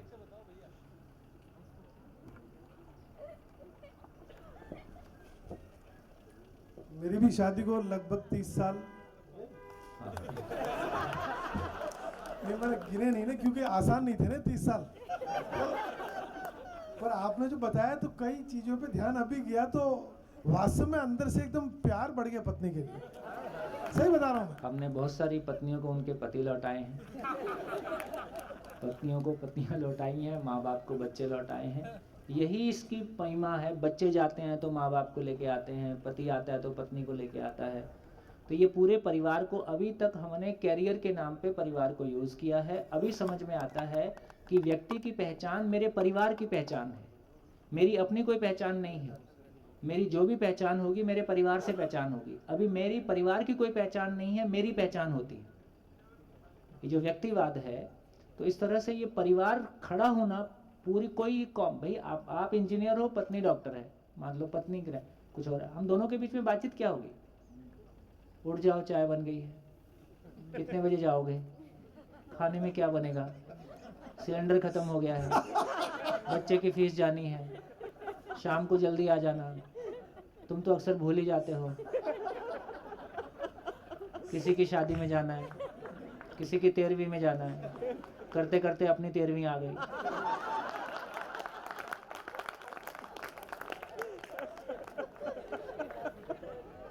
इतनी तो बात हो रही परिवार में, और क्या बात हो रही? जब से मैं आपके शिविर में आने लगा हूँ ना, अब मैं इस पे कभी गुस्सा आता, कोई मतभेद होता है, गुस्सा आता भी तो मैं अपने आप अंदर ही खुद ही रुकने लग जाता होगा। नहीं, गुस्सा नहीं करना है भाई, इसकी भूमिका बहुत बड़ी है। वही, जब हम खुश होते हैं तो दूसरे की अच्छाइयों को देख पाते हैं, जब हम खुद से नाराज होते हैं तो दूसरों की बुराइयां देखते हैं। क्या नहीं, आपका क्या एक एक वाक्य मुझे लगता है कि भैया वाक्य नहीं, वो जिंदगी की सच्चाई है। आप जो अपने आप को ऑब्जर्व करोगे, केवल अपने को ऑब्जर्वेशन करना है। अपने को हम ऑब्जर्व करते हैं तो मेरे को पता चलता है कि कब मैंने क्या किया। ये मेरे को प्यार आया तो क्यों आया, ये मेरे को दूसरे की गलती के ऊपर टिप्पणी करनी आई तो मेरे को उस क्षण मेरी स्थिति कैसी थी। तो मेरे भाव और विचार की स्थिति को मैं कॉन्स्टेंटली वॉच करता हूँ। सपने में भी क्या चल रहा है मैं उसको वॉच कर सकता हूँ। मैं तो सोया नहीं हूँ, शरीर सोया है, मैं तो हमेशा जगा हुआ हूँ। तो यदि हमारा ध्यान इस बात पे चला जाता है कि मेरे भाव और विचार की स्थिति ही मेरे सुख दुख का कारण है, लगातार मैं अपने भाव और विचार पे चौखट मार के बैठा ही हुआ हूँ, देख ही रहा हूँ क्या चल रहा है, तो फिर मेरे को यह भी पता चल रहा है कि कब मैंने क्या किया। तो मेरे को पता चल रहा है कि रूट कहाँ है, फ्रूट कहाँ है। तो मैं रूट और फ्रूट का दृष्टा हो जाता हूँ। रूट और फ्रूट का दृष्टा हो जाता हूँ तो भाषा अपने आप बन जाती। तो मैंने ये कहा कि जब हम अंदर से खुश होते हैं तो सामने वाले पे प्यार, जो जिसके पास है वो बांटेगा। सामने वाले पे प्यार आता है तो उसकी अच्छाई दिखाई देगी। जब हम खुद से नाराज होते हैं, खुद से नाराज हो गए हैं तो क्या व्यक्त होगा, फ्रस्ट्रेशन व्यक्त होगा। फ्रस्ट्रेशन में दूसरे की गलतियां ही दिखाई देंगी। तो अधूरेपन से देखते हैं तो अधूरापन दिखाई देता है, पूर्णता से देखते हैं तो पूर्णता दिखाई देती है। शानदार शानदार। अब एक काम और कर लेना, आप जब भी आपको टाइम मिले थोड़ा सा मेरे लिए काम बता दो। पुरुष का भी महिमा मंडन कर देना तो इसको भी थोड़ा सा प्यार आ जाए। पुरुष की तो सारी कमियां महिलाओं की वजह से हैं। पुरुष की अपनी कोई कमी नहीं। अब खुश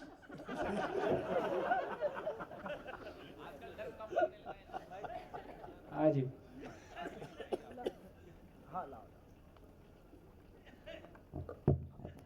ये जो आपने बहनों को शिविर की बात की, उसमें मैं सोच रहा था कि क्या जैसे पैंडेमिक में ऑनलाइन मॉडल काफ़ी चला, बहनों के लिए खास घर के बाहर निकले बिना भी जूम में इंटरेक्शन शुरू हो ही गया है। और वो आई थिंक वो बेस्ट मॉडल है, क्योंकि व्यवस्था भी कम होगी और डेफिनेटली जो इंटरेस्ट जागेगा तो वो तो अटेंड तो करेंगे और इंटरेक्ट भी करेंगे। बिल्कुल बिल्कुल।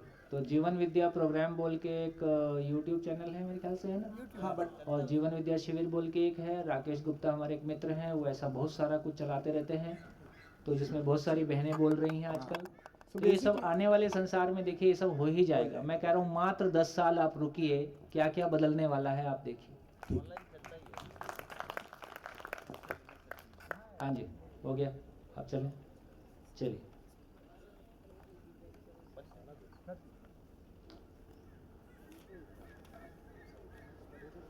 बढ़िया। तो कल जितनी बातचीत हमने की, उससे हमारी ये क्लैरिटी बनी कि हमने शरीर को लेके फिर से एक बार लौटाइए अपने पास, भौतिक और भाव को लेके हमने डिफरेंशिएशन शुरू किया था कल। एक बार फिर से उस पन्ने को खोल लीजिए और उसको आगे बढ़ाइए। भौतिक और भाव को हम कैसे अलग अलग देख सकते हैं, कितने डिफरेंस आप लिख सकते हैं। कल थोड़ा टाइम कम था, मैंने आपको रोक दिया था, तो फिर से उसको शुरू कीजिए। भाव और भौतिक वस्तु ये दो अलग अलग वास्तविकताएं हैं।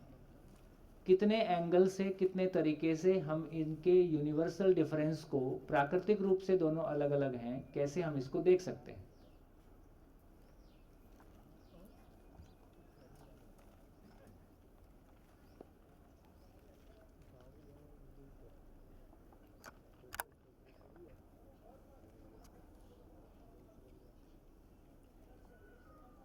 तो कितनी बहनों को लग रहा है कि ये मंच पे मैं बैठ ही जाऊंगी बस? कितनी बहनों के मन में ऐसा आ रहा है? हाथ उठाइए। 10 तो हैं अभी। गुड। कितना टाइम लगेगा? शुरू कर देंगे तो 1 साल। 1 साल? कितना करना पड़ता है वो पता नहीं, इसके लिए वहाँ तक पहुँचने के लिए संकल्प ले लो, फिर कितना करना पड़ेगा उसको कर लेंगे। ले लिया। ले लिए, हो जाएगा। हमारे वीणु भाई कुछ भी बोलो बोलते हैं हो जाएगा, फिर हो जाता है। हाँ जी, लिख डालिए, भाव और भौतिक वस्तु कैसे अलग अलग है।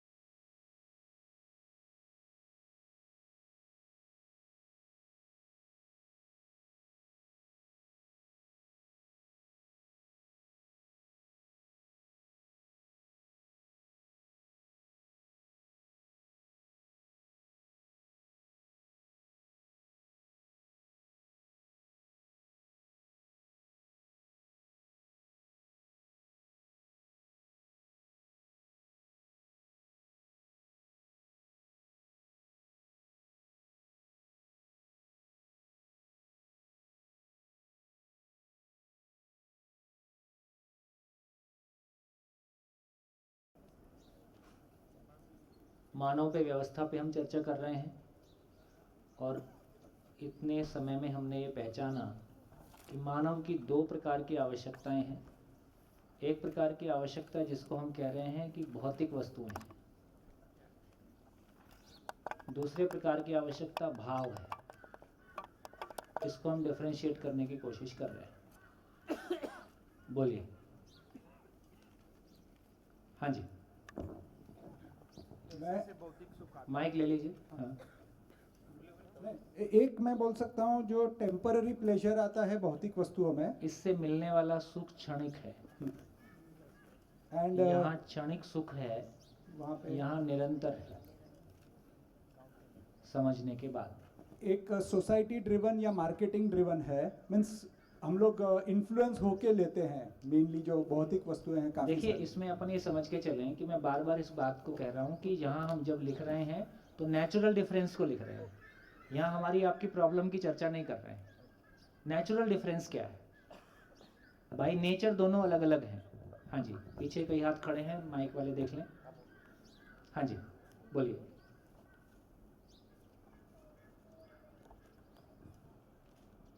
जी, मुझे एक ख्याल आ रहा है कि मतलब कोई भी भौतिक चीज है तो उसके प्रति अगर कोई भाव ही हमें नहीं आ रहा है तो भौतिक चीज उसका अस्तित्व नहीं रहेगा। क्यों नहीं रहेगा? कुर्सी है ही है, आप देखो मत देखो। लेकिन कुछ भाव है कुर्सी के प्रति। कुर्सी के प्रति आपका भाव है तो बहुत अच्छी बात है, नहीं है तो भी कोई दिक्कत नहीं। कुर्सी को इससे कोई दिक्कत है क्या? नहीं। कुर्सी है। हाँ जी, और वैसे कुछ लिखा है। बोलो बोलो।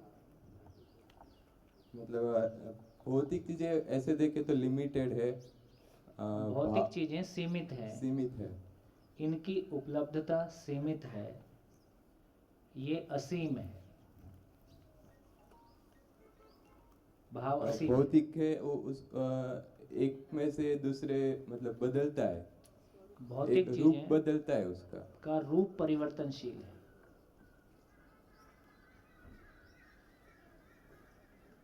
ये शाश्वत है और नश्वर भी लिख सकते हैं। और सबके पास उपलब्ध नहीं है। ये भौतिक नश्वर है। ये हमारी आपकी प्रॉब्लम है। नश्वर नहीं है, वो रूप बदलता है। नश्वर का मतलब वही होता है, शरीर नश्वर है जब बोलते हैं तो। बहुत बढ़िया। ये कि इन्होंने कहा कि ये साध्य है, ये साधन है और ये साध्य है। साध्य मतलब जिसको पाना है, ये साधन है। और ये भौतिक वस्तुएं जो है वो दिख सकती है, ये दिखती है, विजिबल है, और ये नहीं दिखती, अदृश्य है। अदृश्य है। और भौतिक वस्तुएं हम गिन सकते हैं, इसको गिन सकते हैं। यहाँ अनगिनत है, यहाँ अनगिनत नहीं है, निरंतर है। निरंतर है, बराबर। भौतिक वस्तुओं में से हमें शारीरिक स्वास्थ्य मिलता है, ये शरीर के लिए है, शरीर के लिए है, और ये वो- शरीर को जिंदा रखने के लिए है, और वो मन, ये मन के लिए है, मानसिक स्वास्थ्य। ये जीने के लिए है। और भौतिक वस्तु जिंदा रहने के लिए और जीने के लिए है, वही और नश्वर है, और वो हो गया। आ गया है। वो क्षणिक आनंद देता है, क्षणिक आनंद आ गया है। आ गया। आनंद नहीं देता है, सुखी देता है। सुख आनंद देता कुछ है। महंगी चीज है। यस। और इसको खोने का डर है भौतिक वस्तुओं का, हाँ। और ये उसमें भय नहीं है। सर, भोग और महसूस करना, ऐसा लिख सकते हैं। भौतिक चीजों का भोग करते हैं, हाँ भाव को जो है महसूस करते हैं। ठीक है, भौतिक वस्तुओं को हम भोगते हैं और भाव के साथ हम जीते हैं, ऐसा एक डिफरेंस लिख सकते हैं। हाँ जी, और बोलिए। ओके। पीछे एक माइक दीजिए। Mic mic mic. मुझको एक ही बोलना है, वो भाव जो है वो प्रतिबिंबित होता है, और भौतिक वस्तु का कोई पड़गा नहीं पड़ता है। जैसे हम किसी के साथ अच्छी तरह भावपूर्वक बर्ताव करें तो सामने वो भी अच्छे भाव से हमारे साथ बर्ताव करेगा। ऐसा जरूरी नहीं है। अच्छा। हाँ जी। बहुत सोच रहा था मैं काफ़ी देर तक, पहले तो कुछ समझ में नहीं आ रहा था, फिर लगा मैंने लिखा है कि ये भौतिक वस्तुएं जो हैं तलाश और कुंठा को बढ़ाती हैं, ये हमारी आपकी प्रॉब्लम है, नेचुरल डिफरेंस। अतृप्ति का भाव देती हैं। नहीं, वस्तु देखिए, ये भी समझने की बात है, भौतिक वस्तु कोई भी अतृप्ति का भाव नहीं देती है। भौतिक वस्तु अतृप्ति का भाव देती है, या मैं अपनी समझ के कारण अतृप्त होता हूँ। कुर्सी कुछ नहीं बोल रही है, कुर्सी कुर्सी है, कैमरा कैमरा है, कपड़े कपड़े हैं, वो कुछ नहीं बोलते हैं, कुछ नहीं कहते हैं। यदि वो कहते तो सबको कुछ हो जाता, इसलिए किसी को होता है, किसी को नहीं होता है। इसका मतलब मेरी मनस्थिति में कुछ हो रहा है, मेरी मनस्थिति में मैं शायद संबंध स्थापित नहीं कर पा रहा हूँ जी, इसलिए कुर्सी कुछ नहीं कहती जी। और भाव जो है वो मुझे खुद को समझने में मदद करता है। कई बार भाव खुद को भी समझने में और संपूर्ण को समझने में मदद करता है। जी जी। हाँ जी। स्पर्श कर सकते हैं, स्पर्श कर सकते हैं। ये स्थूल है, ये सूक्ष्म है। पहुंच सकते हैं, रीचेबल। रीचेबल तो वो भी है, भाव भी रीचेबल है, वस्तु भी रीचेबल है। अच्छा, मतलब उसका गोल, भौतिक वस्तु का हम गोल सेट कर सकते हैं कि ये पाना है। भाव के लिए भौतिक वस्तु का भी गोल सेट नहीं करना, गोल पहचानना है, पहचान सकते हैं, और भाव का भी पहचान सकते हैं। संग्रह कर सकते हैं, उसका नहीं कर सकते भाव का। भाव का संग्रह नहीं करते, 4 दिन से संग्रह ही कर रहे हो। ये देखो, और मेजर माप सकते हैं वो तो हाँ आ गया, नाप सकते हैं, गिन सकते हैं। गिन सकते हैं। हाँ जी, ये बढ़िया, से घटता है, ये क्योंकि सीमित है, सीमित में आ गया। भौतिक वस्तु हमसे दूर जा सकती है, भाव हमारे पास किसी भी रूप में बना रहता है, अच्छा या बुरा, कोई भी रूप में।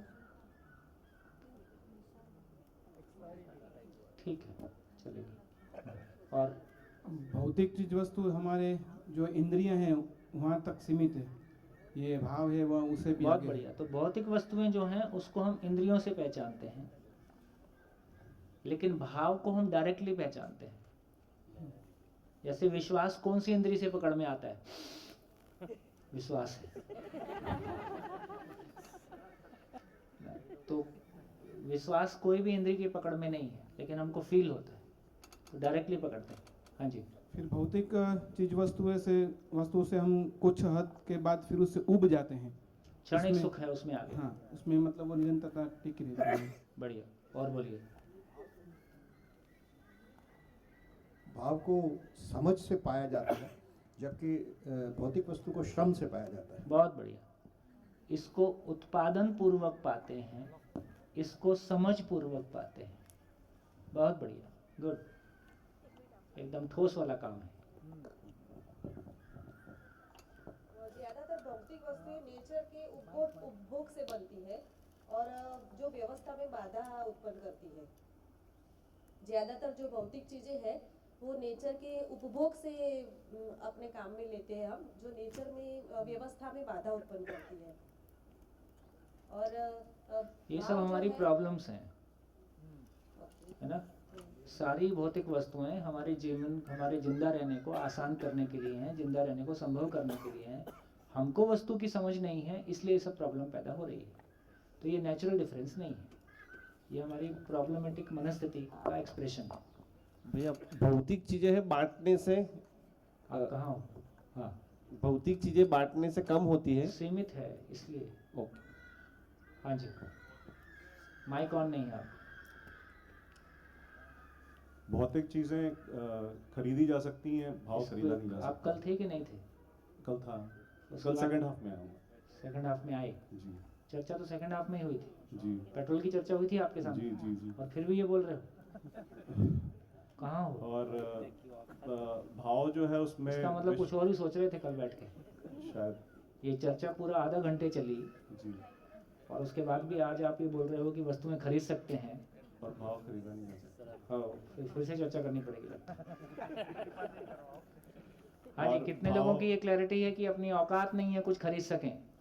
मैं जानबूझ के खराब शब्द इस्तेमाल करता हूँ, है ना। अपनी औकात समझिए। हमने अपनी औकात का अधिमूल्यन किया है, जबरदस्ती परेशान हुए हैं, नेचर को परेशान किया है। तो एक बार ये क्लैरिटी में आ जाए कि कुछ भी खरीदने की हमारी औकात नहीं है। फ्री ऑफ कॉस्ट सब कुछ यूज करते हैं, कुछ भी नहीं देते हैं, है ना। तो कैसे एक मेहमान, और मेहमान की तरह से हैं, जैसे किसी के घर गए 4 दिन रहे, जिंदगी भी 4 दिन की है ऐसा बोलते हैं, है ना। जवानी, गृहस्थ और है ना क्या क्या 4 क्या बोलते हैं, संन्यास, वानप्रस्थ और संन्यास। तो जिंदगी भी 25-25 साल के 4 पीरियड मान लीजिए, 4 दिन का ही है, ऐसे निकल जाता है। तो हम भी मेहमान ही हैं इस प्लेनेट पे। तो मेहमान को कैसे रहना होता है, मेहमान के रहने का शिष्टाचार क्या होता है, उसकी तमीज़ क्या होती है, कहीं ना कहीं हमको भी उसको ठीक से आर पार करने की ज़रूरत है।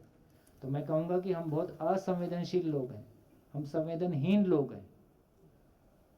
कितना ही अपने आप को हम क्वालिफाइड माने, कितना ही अपने आप को पढ़ा लिखा माने, जिस तरह से हम जी रहे हैं और जिस तरह से जीने का स्वरूप है, दोनों के बीच में जब गैप दिखाई देता है तो हमको पता चलता है कि हमारा हम क्या मान के जी रहे हैं और कैसा जी रहे हैं और कितना दूर हैं।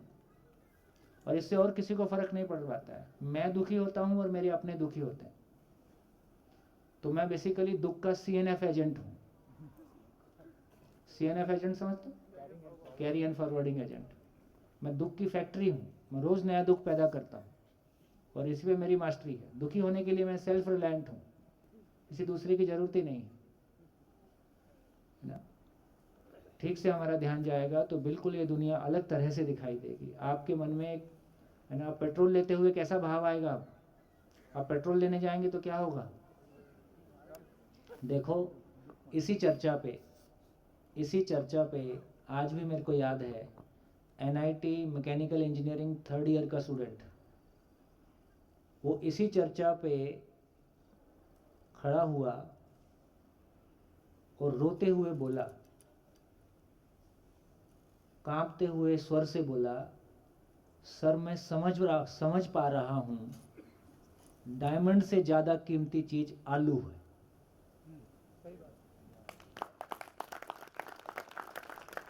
समझ का जलवा आदमी के भीतर क्या होता है और मानसिक गरीबी आदमी के भीतर क्या होती है, दोनों के दर्शन हमको अपने आसपास होते हैं। आदमी के जिंदा रहने में डायमंड का कोई रोल नहीं है। अपने भीतर के इन्फीरियरिटी कॉम्प्लेक्स को ढकने के लिए कभी हम डायमंड का प्रयोग करते हैं, कभी हम गोल्ड का प्रयोग करते हैं, कभी हम कपड़े का प्रयोग करते हैं। सोच के तो देखें कि हमारी अपनी कोई पहचान नहीं है। मेरी पहचान किसी लोहे के टपरे से है, गाड़ी से है।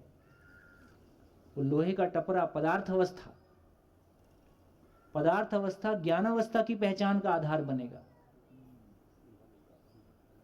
तो मानसिक दिवालियापन है कि नहीं है? 70 लाख साल, कल क्या बता रहे थे हमारे प्रोफेसर साहब, 70 लाख साल से हम दुनिया में हैं, इस धरती पे हैं। नहीं, 70 लाख साल लगे हमें जानवर से अलग होने में। 70 लाख और 2, मेरी जानकारी में है कि 2 लाख साल से आज हम जैसे हैं, हम ऐसे ही हैं। लगभग 2 लाख साल से हम इस स्वरूप में हैं। होमो सेपियंस की बात करें तो 2 लाख, लेकिन अंतर 70 लाख साल से शुरू हो गया था। ठीक हो गया। तो 2 लाख साल से हम जैसे अभी हैं ऐसे हैं। 2 लाख साल में क्या समझ में आया? अपनी हैसियत समझ में नहीं आई है 2 लाख साल में।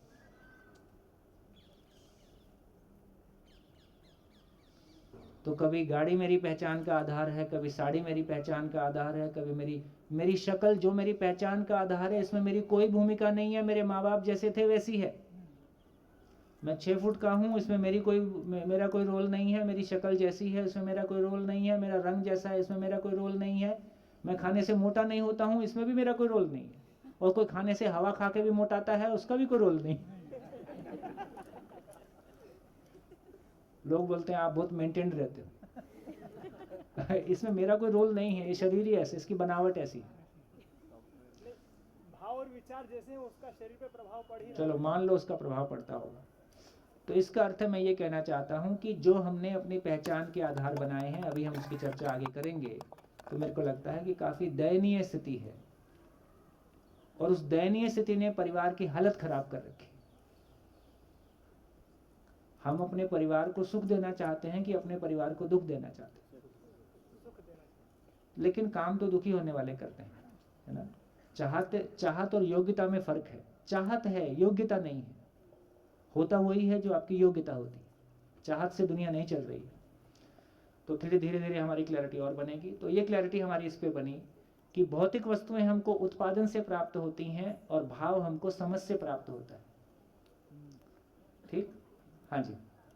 या ये टाइम बाउंड के हिसाब से सीमित है? जैसे बहुत बढ़िया।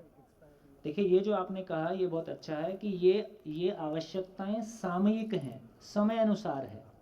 सोने के समय सोने के कपड़े, ऑफिस के समय ऑफिस के कपड़े, ठंडी के कपड़े अलग, गर्मी के कपड़े अलग, खाना भी बदल जाता है। तो ये सब समय अनुसार है, इसमें कोई कुछ नहीं बदलता है। सोते समय भी विश्वास की निरंतरता, जगते समय भी विश्वास की निरंतरता। भाव के मामले में कुछ नहीं बदलता है। 24/7 पूरे लाइफ टाइम और आदिकाल से आदिकाल तक हमेशा एक जैसा रहता है। ये सर्वकालिक। मतलब इसमें टाइम बाउंड, मतलब एक समय के बाद इसमें बोरियत होने लगती है शायद इसमें। हाँ, एक समय के बाद बोरियत होने लगती है, फिर वो इसमें आ जाएगा कि क्षणिक सुख, मोमेंट्री हैप्पीनेस। और इसमें विश्वास और सम्मान की जो इसमें असीम है, वो पहले से लिखा है कि ये असीम है, निरंतर है। बहुत बढ़िया, और बोलिए। हाँ जी। संग्रहण होने से ये बढ़ती है? भौतिक वस्तुओं का संग्रहण किया जाता है, जबकि ज्ञान और भाव जो है बांटने से बढ़ते हैं। ठीक है, ये भौतिक है इसलिए इकट्ठा। ठीक है, बढ़िया। और बताइए, और कोई नेचुरल डिफरेंस? नेचुरल डिफरेंस इधर, हाँ, कि भौतिक वस्तुओं का अपना स्वतंत्र अस्तित्व है, लेकिन भाव के लिए कोई ना कोई भौतिक आवरण चाहिए। शरीर नहीं होगा तो भाव अपने आप को रिफ्लेक्ट कैसे करेगा? बिल्कुल नहीं। भाव है ही जीवन में, और आपको अपने में पता चलता ही है। आपको अपने में भाव होता है, ये पता चलता है कि नहीं चलता है? जी। तो अभी के लिए इतना ही कि भाव आगे और इस पे बात करेंगे, लेकिन अभी के लिए इतना ही रख लेते हैं कि शरीर है तो भी भाव है, शरीर नहीं है तो भी भाव है। इस पे और सोचेंगे। हाँ भैया, ये निरंतर सुख हमने जो पहले लिखा, लेकिन भाव का निरंतर सुख तो होता नहीं है। समझ में नहीं आया, ऐसा कैसे? जैसे जब भी मेरे को लगता है कि थोड़ा सा भाव को एक बार कंसिडरेशन में ले लेते हैं। भाव पे मैंने बात नहीं की है अभी तक। भाव क्या है, भाव क्या है और विचार क्या है? भाव क्या है? जैसे पेन ये है, तो भाव क्या है?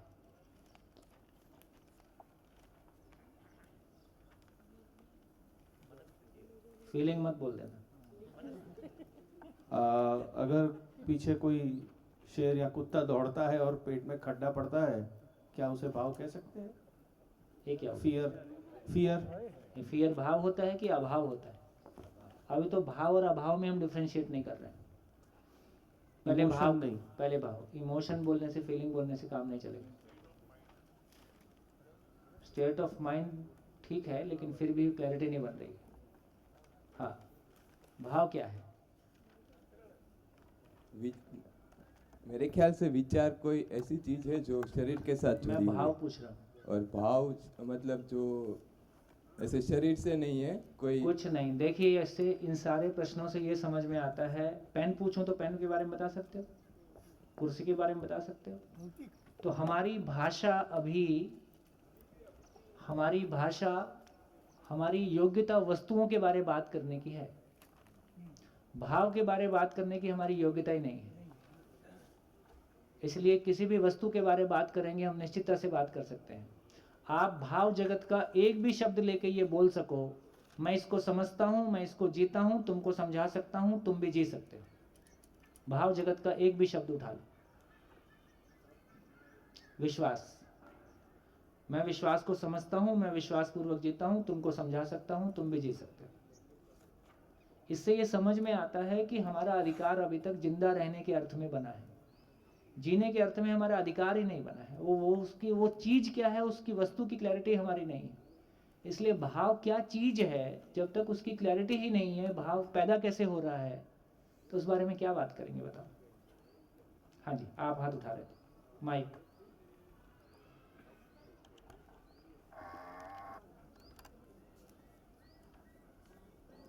भाव को बताना बड़ा डिफिकल्ट है। एट्रीब्यूट्स बोल सकते हैं उसकी कोई क्वालिटी। वो एक ये हो सकती है जिसका कोई भाव नहीं होता है, वो भाव है।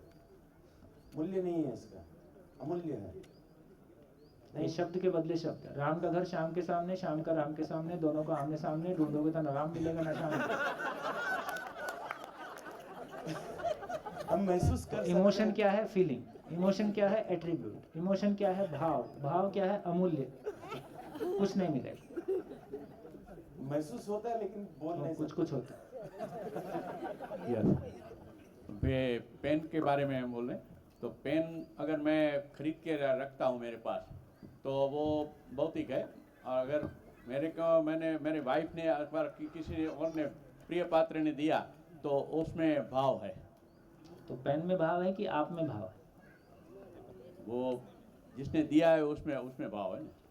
तो आप में तो है ही नहीं, पेन में भी नहीं है, जिसने दिया उसमें है। हाँ, वो मैं भाव से देख रहा हूँ।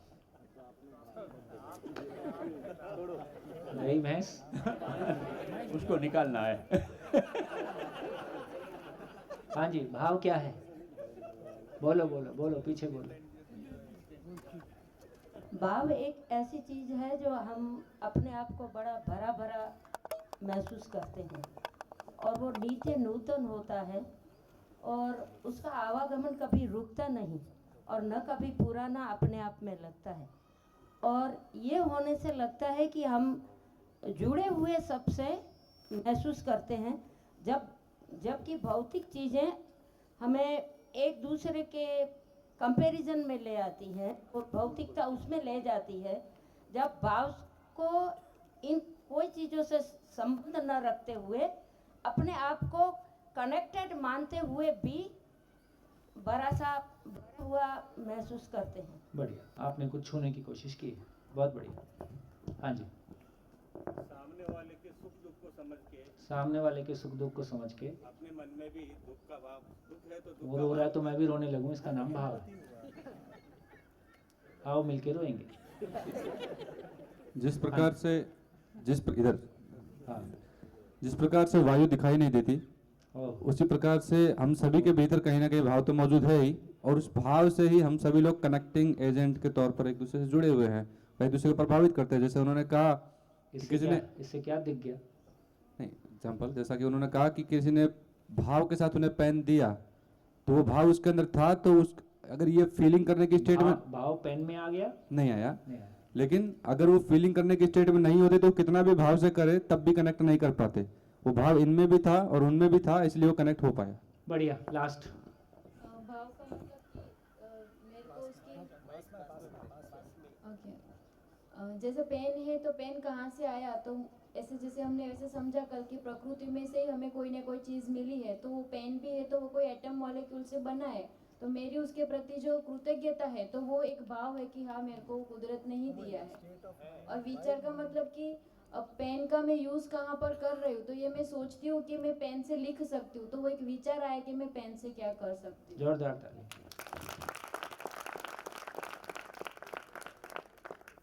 लास्ट। क्या भाव को हम ऐसे देख सकते हैं कि कोई घटना मेरे सामने घट रही है और मेरे मन में जो उथल पुथल हो रही है, तो वही मेरे भाव हो सकते हैं? वो भाव नहीं है, अभाव है। शब्दों में बांधने की कोशिश तो की है, मैं भी असफल प्रयास, क्योंकि पूर्ण नहीं हूँ ये पता है। विचार जो है, शब्दों की अर्थपूर्ण श्रृंखला को विचार कहते हैं, और भाव जो विचार, वाणी, वस्तु या व्यवहार से व्यक्त होता है या किया जाता है, उसे भाव कहते हैं। पढ़ लिखे टाइप बात कर। हाँ जी। भाव मत हेलो, विचार भाव स्थिति है, विचार गति। भाव हाँ जी, लिख लीजिए। भाव की स्वीकृति भाव है, भाव का विश्लेषण विचार है।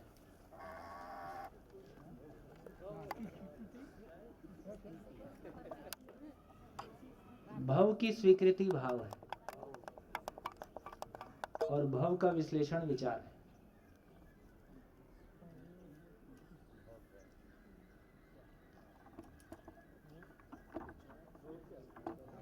भाव क्या है? आयुष्मान भाव। भाव मतलब होना। होना क्या चीज का होना? पदार्थ अवस्था का होना, प्राण अवस्था का होना, जीव अवस्था का होना, ज्ञान अवस्था का होना, और कुछ भी है तो उसका होना। जो भी है, जो भी है वो भाव है। भाव की स्वीकृति भाव है, भाव का विश्लेषण विचार है। जो भी कुछ है उसकी स्वीकृति भाव है। क्या मतलब? जैसे एक हॉस्पिटल में 100 बच्चे पैदा हुए, और आजकल क्या है कि नर्स बच्चों में टैग लगा देती है, बच्चे आपस में बदल जाते हैं। हो सकता है आप में से कई लोग बदले हुए हों।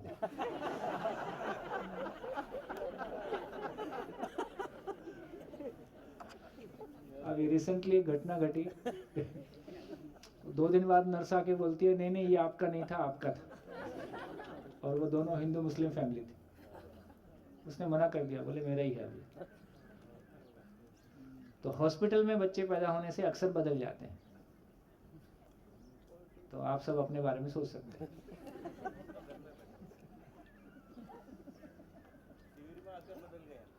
छू के देख रहे हैं मेरे वाला ही है कि नहीं।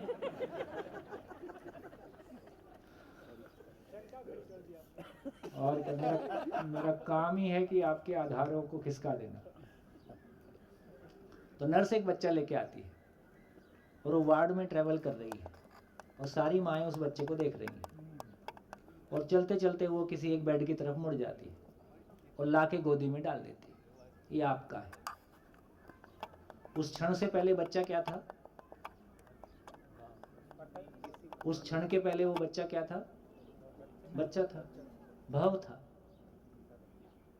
जैसे ही गोदी में डाला क्या हो गया? उस भाव की स्वीकृति हो गई। अब वो बच्चा नहीं है, अब वो बेटा या बेटी है। उस क्षण से वो बेटा या बेटी है। तो जिस क्षण उसको स्वीकारा, उस क्षण से स्वीकारा मतलब भाव। भाव की स्वीकृति बराबर भाव। आपने एक फ्लैट लिया है, बहुत सारा 200, 200, 500 फ्लैट एक साथ बने हुए हैं। आपका जो भी कॉन्ट्रैक्टर है, जो भी व्यक्ति है, वो आपको लेके जा रहा है। सारे फ्लैट से आप भी इसके साथ चलते जा रहे हैं। अचानक वो एक जगह में रुक जाता है। ये 415 नंबर आपका है। उसी क्षण से वो घर,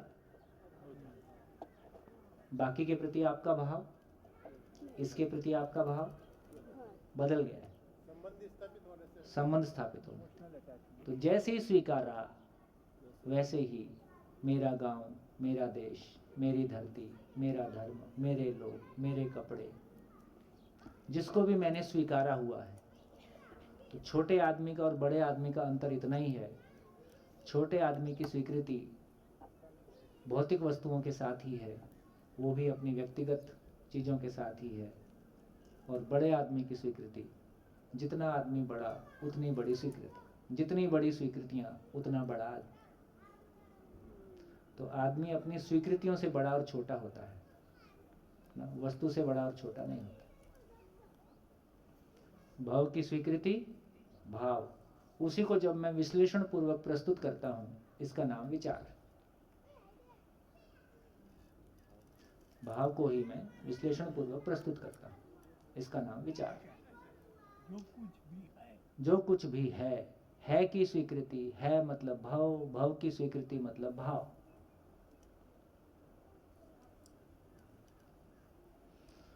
मेहनत कर इस दुनिया से जब अपना हिस्सा मांगेंगे, गांव नहीं एक देश नहीं, पूरी दुनिया मांगेगी। भाव, तो किसी के भाव में अपना घर भी नहीं समाया है, वहां भी उसमें से भी एक कमरा ही है। किसी के भाव में पूरी दुनिया समा गई है, पूरा प्लेनेट समा गया है, और किसी के भाव में कई प्लेनेट एक साथ समा गए। ऐसा तो बढ़िया, बहुत बढ़िया। कहाँ हो आप? हाँ, विचार, क्योंकि बहुत बड़ा गड़बड़ हो गई। भाव को मैं इमोशन समझता था, तो चौथे दिन बाद अभी क्लैरिटी हुई इस संदर्भ में। तो विचार को भी थोड़ा विस्तृत करेंगे, क्योंकि जैसे ही वो फ्लैट का एग्जाम्पल दिया तो 415 नंबर है। अब उसका जो वर्णन मेरे दिमाग में आता है या उसको सजाना मेरे विचार में आता है, विश्लेषण आता है, क्या उसको विचार कहेंगे? वही विचार। अच्छा, भाव को जब मैं प्रस्तुत करने जाता हूँ तो फिर शब्द पूर्वक उसके विश्लेषण पूर्वक प्रस्तुत करता हूँ। उसकी सारे बारीक तार कितने भी खोलते जाओ, आप फ्लैट की कितनी भी डिटेल कर सकते हैं। हाँ जी, कहाँ पहुँचे? चलो अब बोलो, और कोई अंतर बोलो। भौतिक वस्तु और भाव में क्या अंतर है? हाँ जी, बोलिए बोलिए। हाँ जी, फटाफट। तो एक जो आपने बात कही पहले उसमें कि जो मैं विचार कर रहा था उस विषय में, आपने कहा है जो भी कुछ है की स्वीकृति भाव है। भाव है, तो है की स्वीकृति, फिर स्वीकृति में सुख है, तो है को स्वीकारने में सुख है। बस यहाँ इन्होंने बहुत अच्छी बात कह दी। जो कुछ भी है उसकी निरंतरता है। बराबर। इस अस्तित्व में जो कुछ भी है उसकी निरंतरता है। भौतिक वस्तुओं में भी नीम का पेड़ आज नहीं रहेगा, पर नीम की परंपरा हमेशा है। हाँ, ठीक हो गया। तो जो चीजें परिवर्तनशील हैं उनकी परंपरा की निरंतरता है। हाँ। बाकी जो चीजें कुछ सूक्ष्म हैं, हाँ। उनके होने की निरंतरता है। बिल्कुल। तो जो है उसकी निरंतरता है। ये निरंतरता हमको स्वीकार हो जाए तो स्वीकृति की निरंतरता हो गई, इसलिए सुख की निरंतरता हो। और जो निरंतर है वही निरंतर चाहता है। हाँ, वो जो निरंतर है, जो चाहना के रूप में जीवन में, मानव में सारी चाहनाएं निरंतर हैं। इसका मतलब है कि वो चीज स्वयं में निरंतर है, इसलिए उसको आगे चर्चा करेंगे। तो हाँ, बोलिए। मतलब व्यवस्था है, व्यवस्था है ही तो व्यवस्था बनाना नहीं है। व्यवस्था बनाने वालों, व्यवस्था है ही, केवल पहचानना है। संबंध बनाने नहीं है, संबंध है ही, केवल पहचानना है। तो संबंध है ही, केवल पहचानना है। व्यवस्था है ही, केवल बनाना है। हमारी कल्पना से कोई व्यवस्था बनने वाली नहीं है, घर की नहीं बन रही। ठीक है, हमारी कल्पना से कोई व्यवस्था बनने वाली नहीं है। इस अस्तित्व में जो व्यवस्था का स्वरूप है, उस व्यवस्था के स्वरूप को समझकर हम उसमें शामिल हो सकते हैं। इसलिए कहा कि अस्तित्व की बारात निकली है। हमारे पास दो ही ऑप्शन है, उस बारात में शामिल हो जाएं और नाचते हुए जिंदगी बता दें, या अपनी बारात निकालने का मतलब अपना जनाजा निकालना है। बहुत बढ़िया। अपनी बारात निकालने का मतलब है कि अस्तित्व के नियम के विरोध में जाके आप कुछ करना चाहते हो, जो कि संभव नहीं है। इसलिए एक ही मतलब है कि व्यवस्था है ही, ये प्रकृति केवल ये 700 करोड़ इकाइयों को छोड़कर एक प्लेनेट से लेके और तमाम गैलेक्सी तक और तमाम पूरी सृष्टि तक सब कुछ व्यवस्थित है। मात्र ये छोटा सा भाग है, और वो भी व्यवस्थित होना ही चाहता है। लगातार वो व्यवस्था की तलाश में आंदोलन करता है, लगातार वो व्यवस्था की तलाश में साधना करता है, लगातार वो व्यवस्था की तलाश में पैसा कमाता है। वो भी अपनी अपनी समझ के अनुसार किसी व्यवस्था की तलाश में ही है। जिस दिन मिल जाएगी उस दिन उस घर में आराम से रह लेगा। और उसका भी जो फिजिकल पार्ट है वो भी व्यवस्था में ही है, खाली भाव और शरीर विचार तो है व्यवस्था में ही है, शरीर में तो कोई दिक्कत नहीं है। बराबर। तो जो भी नेचर से है वहाँ कोई कमी नहीं है। हाँ। तो मानव का शरीर नेचर से है, शरीर में कोई कमी नहीं है। भाव और विचार की आदमी की सोचने समझने की क्षमता अनलिमिटेड है, इसमें कोई कमी नहीं है। बराबर। सभी मानव सुख की निरंतरता चाहते हैं, इसमें कोई कमी नहीं है। अब काम केवल इतना ही है कि मानव में सोचने समझने की अनलिमिटेड क्षमता है और ये सृष्टि खुला आमंत्रण है, आओ मुझको समझो। तो मानव की कल्पनाशीलता का वास्तविकता के साथ में तदाकार होना है, इसका नाम शिक्षा है। मानव की कल्पनाशीलता का वास्तविकता के साथ में तदाकार होना है, वास्तविकता को पहचानना है, इसी का नाम अनुभूति है, इसी का नाम साक्षात्कार है। इतना ही करना है, इतना ही काम। बराबर बराबर तो है। नहीं बराबर, मतलब अभी मीन्स 2 दिन से मैं मतलब जैसे आपने कहा ना कि स्वीकृति बराबर सुख और अस्वीकृति बराबर दुख, इसकी स्वीकृति मुझे नहीं हो रही थी, क्योंकि मेरे हिसाब से आप कह रहे थे कि हर क्षण स्वीकृति, हर क्षण सुख, जिस क्षण तो प्रकृति में हर क्षण व्यवस्था, हाँ। इसलिए हर क्षण स्वीकृति, इसलिए हर क्षण सुख। हाँ, अब पूरा जो और इस अव्यवस्था को मैं हैंडल कर लूंगा, इसकी भी स्वीकृति। तो अव्यवस्था के लिए भी स्वीकृति, अव्यवस्था के लिए भी स्वीकृति। अव्यवस्था मेरे लिए अपॉर्चुनिटी है, बराबर, मेरी क्षमताओं को व्यक्त करने के लिए। अब ये पूरा कॉन्सेप्ट जो है अब क्लियर हुआ। अदरवाइज मुझे लग रहा था कि ये कैसे, क्योंकि मुझे यही लग रहा था कि हर क्षण स्वीकृति और अस्वीकृति एक साथ होती ही है। हर क्षण स्वीकृति ही होती है, व्यवस्था की स्वीकृति होती है, अव्यवस्था को व्यवस्था में बदल लूंगा, इसकी भी स्वीकृति होती है। हर क्षण स्वीकृति ही है, क्योंकि मुझको व्यवस्था समझ में आती है। जैसे हर क्षण मुझे जो लग रहा था कि हर क्षण, फॉर एग्जांपल मेरी ब्रह्मचर्य की स्वीकृति है, तो विवाह की अपने आप उसी क्षण अस्वीकृति है। तो स्वीकृति और अस्वीकृति हर क्षण है ही, इसलिए मैं थोड़ा कंफ्यूज था उसमें। मतलब विवाह और ब्रह्मचर्य का ज्यादा कोई लेन देन है नहीं। हाँ, वो तो नहीं है, पर एक उदाहरण रखा है।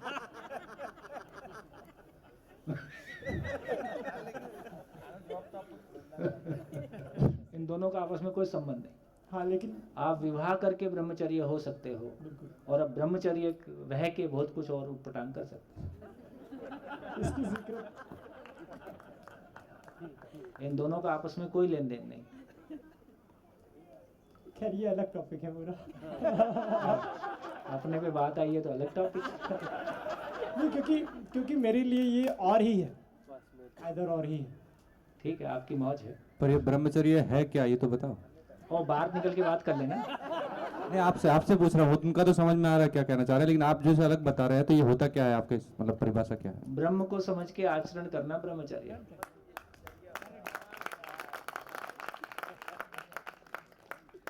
ब्रह्म मतलब सत्य, सत्य को समझकर और सत्य आचरण करना ब्रह्मचर्य।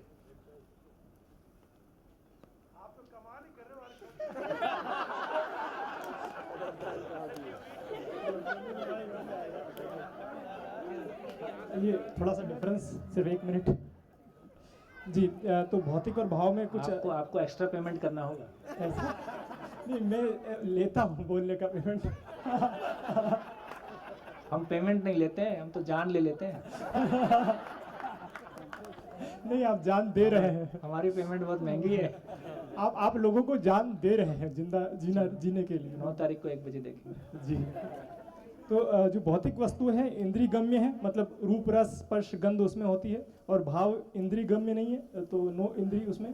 फिर भौतिक पर जो है, भौतिक भाव पर असर करे न भी करे, भौतिक भाव पर असर करे या न भी करे, लेकिन भाव भौतिक पर जरूर असर करता है, फिजिकल बॉडी का। बहुत बढ़िया। फिर जो भौतिक के लॉज हैं, जैसे क्लासिकल मैकेनिक्स है, क्वांटम मैकेनिक्स है, तो ये स्पष्ट है और सबको पता है, मतलब, और ये यूनिवर्सली एक्सेप्टेड है।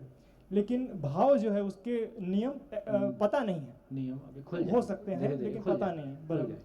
फिर ये भौतिक चीज़ें ऑब्जेक्टिव होती हैं, तो इसके लिए सबको एक जैसी क्लैरिटी होती है, लेकिन भाव जो है सब्जेक्टिव होने की वजह से गड़बड़ है। भाव भी कंप्लीटली ऑब्जेक्टिव है, पता नहीं। ठीक है। फिर ये तो जो जानवर है वो भौतिक आधारित है, इसलिए जिंदा है। ऑब्जेक्टिव और सब्जेक्टिव का क्या मतलब है? जिसके बारे में निश्चितता से कुछ कहा जा सकता है वो ऑब्जेक्टिव है, जिसके बारे में निश्चितता से नहीं कहा जा सकता है वो सब्जेक्टिव है। तो मैं कह रहा हूँ कि भाव के बारे में भी निश्चितता से कहा जा सकता है, वो यूनिवर्सल है। धीरे धीरे उसको देखें। लेकिन क्या सबके लिए वो सिद्ध हो सकता है? सबके लिए सिद्ध हो सकता है। क्या सबके लिए वो स्वीकार किया जा सकता है? बिल्कुल, इसे 9 तारीख को 1 बजे के पहले हो जाएगा। फिर तो मैं इंतज़ार करूँगा। फिर जो भौतिक है वो साधन उससे मिलते हैं और भाव से सुख मिलता है। फिर जो भौतिक है वहाँ पर परतंत्रता है और जहाँ पर भाव है वहाँ पर स्वतंत्रता है। भौतिक में भी परतंत्रता नहीं है, भाव में भी नहीं है। नहीं समझते हैं, इसका नाम परतंत्रता है। हाँ बराबर, ये भी ठीक है। ये भी ठीक नहीं है, ये ही ठीक है। बिल्कुल एक्सेप्टेड। फिर जो भौतिक है यहाँ पर मुझे मतलब I doubt whether I have written it correct और नॉट। जो भौतिक है वो फिजिकल है, बट जो भाव है उसमें साइकोलॉजिकल, इमोशनल और स्पिरिचुअल तीनों आ जाता है। ठीक है, चलो ठीक है। पर भौतिक वो जगह नहीं घेरता, वो तो ठीक है। और भाव भौतिक जगह घेरता है, भाव जगह नहीं घेरता, ये तो कोई खास बात नहीं। फिर जो भौतिक है अगर उसको चेंज करना हो, जैसे मुझे कार चेंज करनी है, एक कार से बड़ी कार लेनी तो मुझे बहुत श्रम करना पड़ेगा। लेकिन जब भाव चेंज करना है तो वो पल भर में हो जाता है। ये मैन टू मैन वेरी करता है। किसी को भौतिक वाला पार्ट इजी लगता है, किसी को भाव वाला पार्ट इजी लगता है।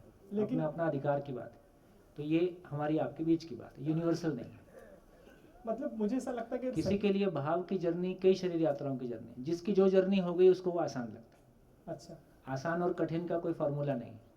मैं कर सकता हूँ, मेरे लिए आसान है, जो नहीं कर सकता उसके लिए कठिन। लेकिन रेफरेंस मिल जाए तो फिर तो वो परख कर सकता है। हाँ, फिर भी एक जर्नी है, एक स्टेप बाय स्टेप जर्नी है। अचानक कुछ नहीं हो रहा है। इसको मैं थोड़ा विचार करता हूँ। जी जी जी। फिर ये जो भौतिक है हल्का भारी है और मतलब तमाम, ये तो कोई खास बात नहीं।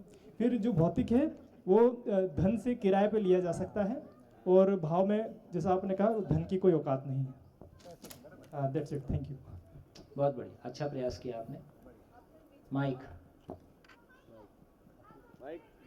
सर, ये भौतिक जो है, जैसे इनकी बातों से जो समझ में आया, आप कहाँ हो? हाँ जी जी जी। भौतिक जो है वो इनकी जो बातों से थोड़ा समझ में आया, वो सुख सबके लिए अलग अलग हो सकता है उसमें। यस, ये बहुत अच्छा है। जो भाव है उसमें सुख सबके लिए समान हो जाएगा। बहुत बढ़िया। और जो ये अच्छा डिफरेंस है। भौतिक की आवश्यकता भी सबके लिए अलग अलग है। भौतिक की आवश्यकता भी अलग अलग है और भौतिक का सुख भी सबके लिए अलग अलग है। कोई एक भौतिक सुख ऐसा नहीं है जो संसार के सभी लोगों को एक समान सुख दे दे।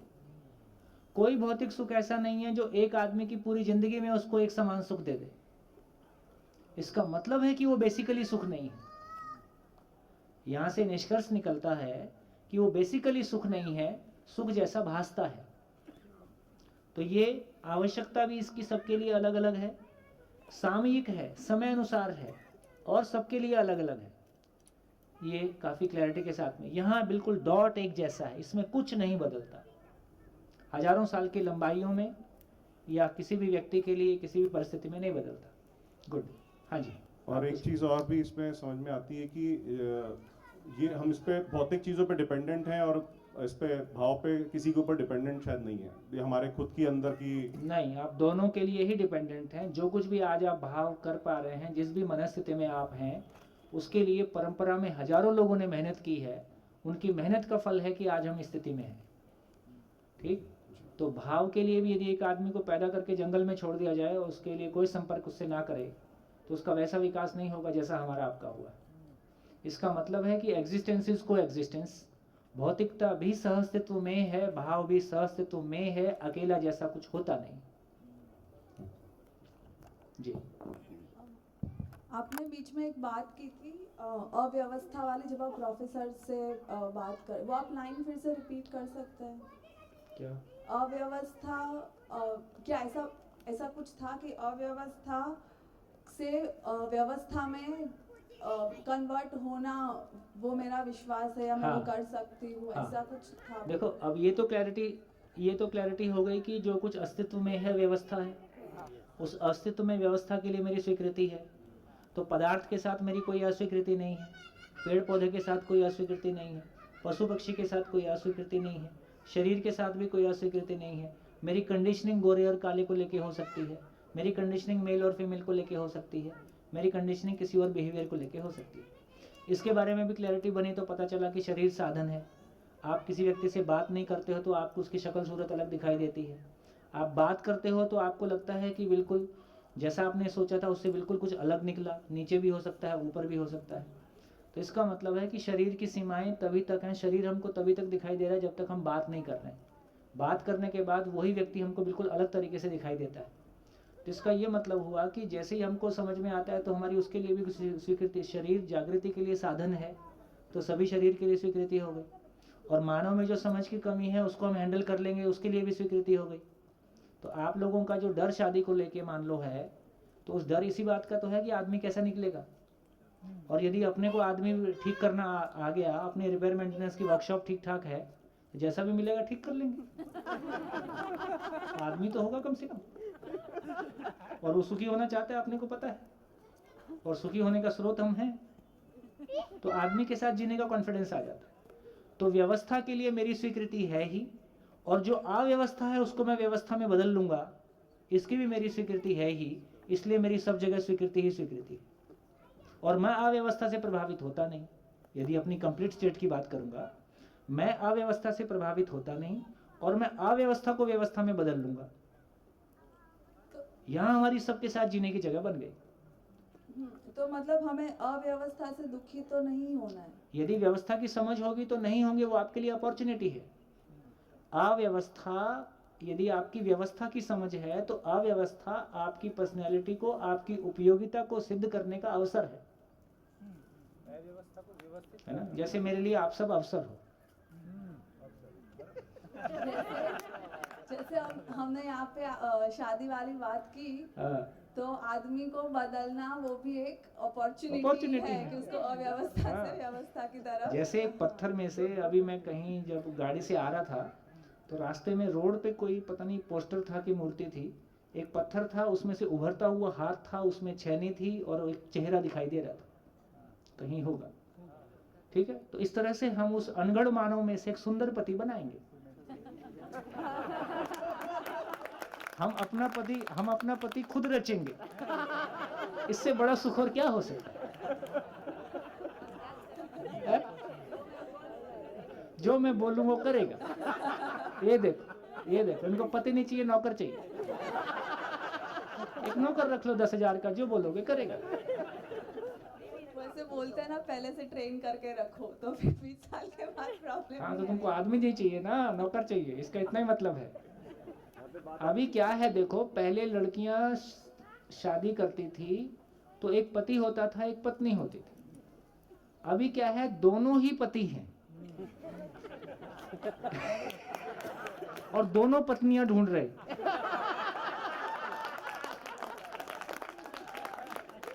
कोई पत्नी बनने तैयार नहीं है।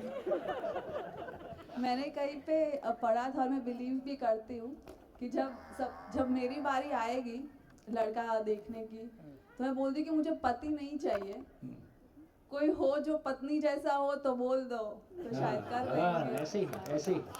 तो ये आपने तो हाँ, अपने भीतर भी एक पति ने जन्म ले लिया और सामने वाला पत्नी ढूंढ रहा है। अब दो पति आपस में टकराएंगे, इसलिए प्रॉब्लम। तो हम मानव हो जाएं तो दोनों एक दूसरे में अपनी जगह ढूंढ लेंगे।